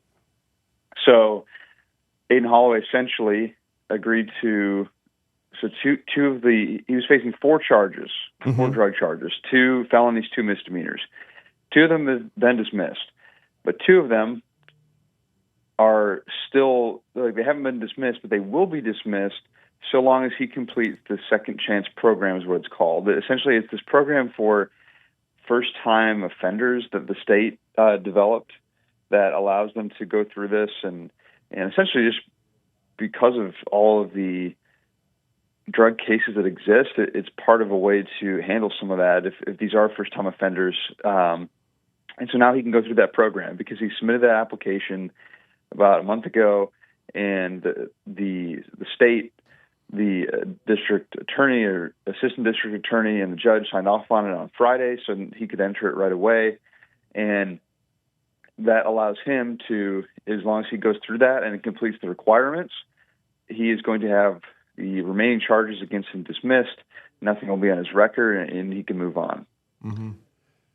Move on, and then a lot of people want to know, does that mean move on to be playing basketball again? Because Greg Byrne did say several days ago that there were several steps that he had to go through before he would be reinstated to the program, so to speak. Yeah, that's the looming question, and I don't think we can speak with certainty about it. But the first hurdle he has to clear, and that's what Greg said to me, was the legal hurdle, the legal hurdles. And so long as he can clear that, and it sounds like he's on the path of doing so, from a legal standpoint, it'll all be put to the side, essentially. And he won't have any charges against him, and he will be able to move on. And that's very realistic as long as he completes a few steps and gets through all that. But yeah, how the basketball team handles that, how NAOS handles that, how the athletics department handles that, we'll see. Now, NAOS has mentioned they have an open scholarship for him. Essentially, and I'm paraphrasing here, if he can get all the other things taken care of. So I think the door is very much so open, but I don't think it's an automatic, hey, the minute that his legal situation is cleared, like, he's on the team kind of thing. I don't know if it's that simple. It could be that simple. I shouldn't say it's not, but I think that, there are just levels to this. And but the biggest hurdle he is in the process of clearing, and that's a huge thing. And then, of course, as we know, huge news just last week, Amari Allen decides to come back. And he was probably the biggest piece, though, because he had a really good freshman year. We saw what, LeBaron Philon did coming back at the last minute a season ago. He ends up becoming an All-American, very likely a top 15 pick in the looming NBA draft. Amari Allen, I think, is along this kind of the same path. He had a really good freshman year, didn't finish as strong as I know he wanted to. A lot to work on, but huge getting him back, Nick. No doubt. And the good thing about the LeBaron Philon situation is you can point to that and say, hey, look, you go out, maybe become a draft pick, we'll see. Or come back and you can have a shot to be a lottery pick. I mean, that blueprint is right there. I mean, Amari Allen can call up LeBaron Philon and get that detail. And even, I mean, it's not the same, but point Charles Bediako. Amari Allen got to play with him this year, where he went out earlier than he should have, and he was not going to get drafted. No, I think Amari Allen probably gets drafted somewhere, so it's not the exact same as Bediako, but again, someone else they can point to and say, hey, look, trust us, you should come back if you don't have a guarantee, and Amari Allen is. One thing I did, just to close the conversation before about Aiden Holloway, I did want to add, the program, they say takes about 6 months to complete. They anticipate it taking about that much, so that would put him at about December. But I talked to his attorney, as you mentioned, Jason Neff, who said the hope is to have everything wrapped up by the end of September. So you can complete it faster than 6 months. You can take longer than 6 months, too, if you want. But I think there is a hope among Aiden Holloway's camp that will be resolved, and essentially the second chance program will be resolved essentially before the season starts. Do you get a sense that he's fortunate to be in that situation? I mean, truth be told, I don't know. I mean, I know we joke about all the legal stuff I've been covering. That's a good question. I would say that I don't get the sense he's getting some kind of special treatment. Right. If that's what you're asking. Like, no. I think that I do think that. Like I said, this is a case where we had to watch it all unfold because I mean, when it first happened, you're like, oh my goodness. But then you kind of let the legal process play out and you let everything play out. And it's like, okay, from where we were to where we started to where we ended, it feels kind of like, okay, after everything you read, it's like, it feels fortunate. Yeah, I think that's fair. I would say, again, as a first-time offender, like, the reason I think a program like this exists, the Second Chance program, is like that. And I just think that, I don't know how to put this other than it just makes sense that it didn't necessarily end in some massive jail sentence. Yeah. I was never expecting that. I think a plea agreement, I figured, would always be the outcome. And that's where it's at. And I think that, and again, I'm not a lawyer, so I'm not pretending I know the specifics here, but I do think that when you have a program like this, it offers, I mean, there are all kinds of people who have drug offenses and who, let's just say, smoke marijuana or just have different things that come up that the state has all sorts of things they have to go through. And I think this is a way to help essentially process some of that and move through some of that is the Second Chance program for these first-time offenders. And we're talking to NickKellyAL.com. And I know you're someone that follows NATO's program very closely, so I'm sure you've been asked about this. I have been hearing, and I wanted to know what your thoughts were. I know they recently got a commitment from Overtime Elite out of Atlanta via the Bronx, but Anderson Diaz, the point guard, I still believe they wanted to add another guard because, again, there is still uncertainty with the Aiden Holloway situation. I know he recently took an official visit and committed, still in the 27 class, but I've been hearing strong things that he would reclassify. Have you heard the same, or what have you heard in regards to that young man? Yeah, there's certainly been some chatter about it, so it wouldn't surprise me if he did reclass. I also haven't gotten the sense, and I don't know if you have, Drew, that it's tied that closely to Aiden Holloway. Mm-hmm. It almost seems like the two things are separate. Right. They need another player, period. Yeah, and so, no, I will say, I mean, the roster is pretty full to an extent from I guess, hey, you can always have more scholarship guys, but again, at a certain point, you want to not have too many guys. But it seems that I think he would fit if he does want to reclassify. And so, yeah, it definitely seems like that could happen. Again, I'm not saying that is happening, but I could definitely see that happening. Right. And then, of course, we know they've added a lot of size to the roster with Javian Davis-Fleming. Of course, his brother was part of the program when NATO first got to the Tuscaloosa, but they bring him over from Mississippi State. Certainly that was a significant Brandon Garrison, kind of very intriguing from Kentucky. A former McDonald's All-American that, had his ups and downs there, but I think they really like the fit for him in Tuscaloosa. And then Drew Fielder from Boise State. So a team with a lot more size, I think, and more depth. And it's an intriguing roster. And the SEC right now looks loaded going into next year, Nick. Yeah, I mean, I think that's going to be the status quo every year in terms of the SEC being loaded, and Florida's going to be a handful as long as they keep doing what they're doing. But yeah, I think that NATO's identified they needed more size, and they went out and got more size. And for the people that are worried about the finances of Alabama's roster and anyone who wants to cry poor, it's not cheap to go and add big men. I don't even care how good a big man is. Like, he could be, 1 point a game and 1 rebound a game, and that's still probably going to cost you a decent amount of money to get him if he's 7 feet.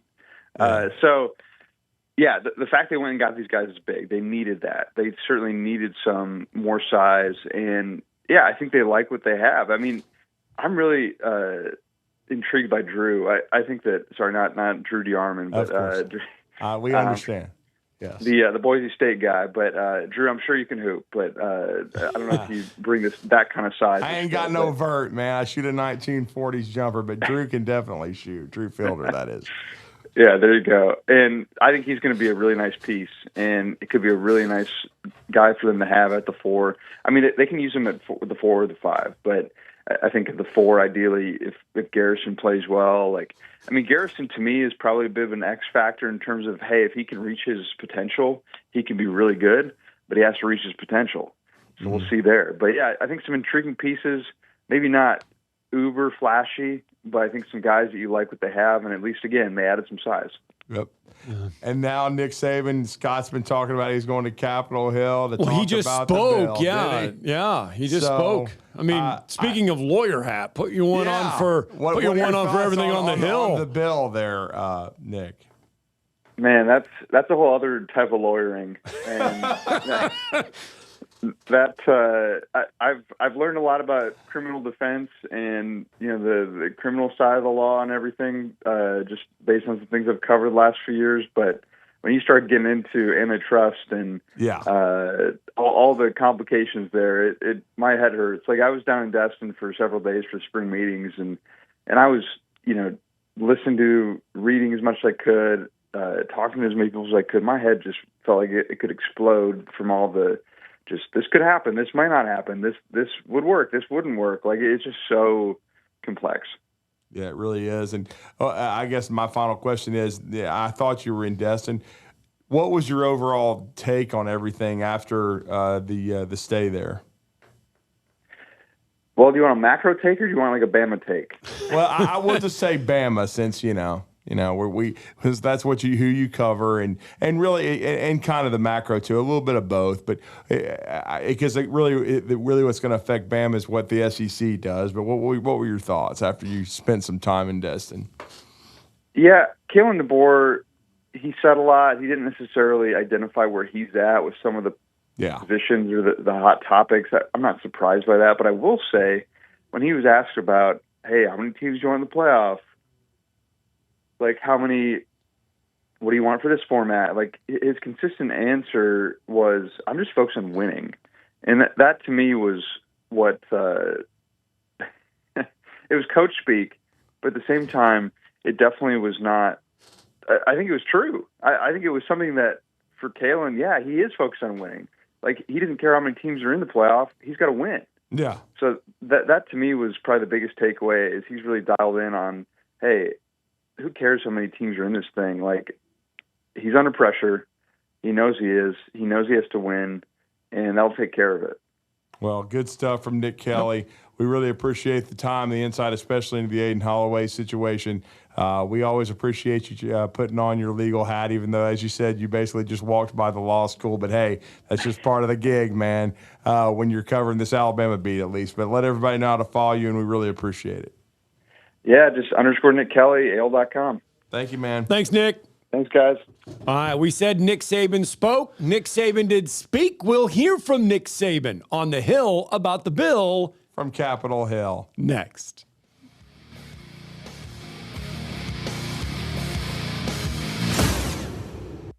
You're listening to Talkin' Ball on 97.7 ESPN, The Zone. The Orthopedic Center. It's in the name. TOC, the premier choice for all your orthopedic needs. With over 40 physicians and 20 centers of excellence, TOC is the name to trust for complete, expert orthopedic care. And that word center, we mean it. With more than a dozen locations across North Alabama and the Tennessee Valley, TOC is in your community whenever you need us. As the state's largest orthopedic practice, TOC is built on trust. Trust we've earned with every patient we serve. You can see that trust on the field, too. As the official sports medicine provider for the Huntsville Havoc, Huntsville City Football Club, Oakwood and Alabama A&M universities, thousands of athletes and coaches count on TOC to keep them in the game. From student athletes to unexpected injuries, our urgent ortho clinics offer prompt, expert care. No appointment necessary. So remember, when it comes to your health and mobility, trust the name that says it all. TOC, helping you live a better life. These days, saving time is important, and saving money is even more so. That's where Eagle Masonry and Insulation comes in. Over the years, Eagle has expanded their services to meet the needs of folks like you in our area. If you need masonry, brick, stone, or block work, Eagle should be your first call. They can even help if your property needs grading, erosion control, and Eagle can handle dirt haul-off. Call Eagle Masonry and Insulation today at 256-755-1556. Eagle saves you time, and Eagle saves you money. Specializing in simple and affordable rentals, McCurry Van and Car Rental can make sure you have just the right vehicle for your next family vacation, weekend getaway, or if you just need transportation while your vehicle is being repaired. McCurry carries Ford Transit vans and Mercedes Sprinter vans, trucks and work vans, and more. And they offer discounted rental rates for long-term rentals. Now with 4 locations: Athens, Muscle Shoals, Coleman, and Huntsville. Log on McCurryRentals.com to make your reservation now. That's McCurryRentals.com. When you call most roofing companies, all you'll hear is, you need a new roof. Not when you call Fleming. At Fleming Roofing and Restoration, we're focused on your needs, whether it's an easy repair or a full roof replacement. Folks around here have trusted Fleming since 1965 for all their residential and commercial roofing needs. And as the area's storm damage experts, Fleming knows all the ins and outs of the insurance claims process. Log on FlemingHSV.com to schedule your free estimate today. Fleming Roofing and Restoration. We show up. Cummins has kept the world running for more than 100 years. Since their founding in 1919, Cummins has been dedicated to leading the charge towards a future with smarter, cleaner power. Cummins sales and service locations are right where you need them when you need your engine or generator set service. And now, Cummins has a new Huntsville branch opening June 10th. They're located on Highway 31 in Tanner, just north of Calhoun College. Cummins expert technicians will keep you up and running. Call them at 205-808-2210. This segment of Talkin' Ball is brought to you by University Kia, the #1 volume Kia dealer in the state of Alabama. Located online at universitykia.com. All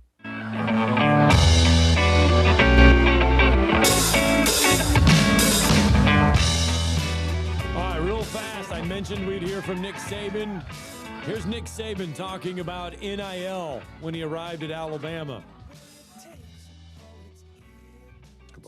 Let me give you the history. My first year we had collective at Alabama, $2.7 million. Next year, $7 million. Next year, $10 million. I retired.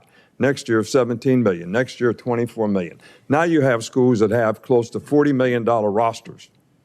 So if we continue to do that, we're going to lose Olympic sports. We're going to lose non-revenue sports. We're going to lose scholarships. And basically what's going to happen is you're going to have football and basketball succeed, and we'll have club sports for everything else. That was Nick Saban, the little excerpt of what he just spoke to there on the Hill moments ago. He's speaking the truth. There's got to be some, guardrails put up for it, and, Lane Kiffin's got to shut up.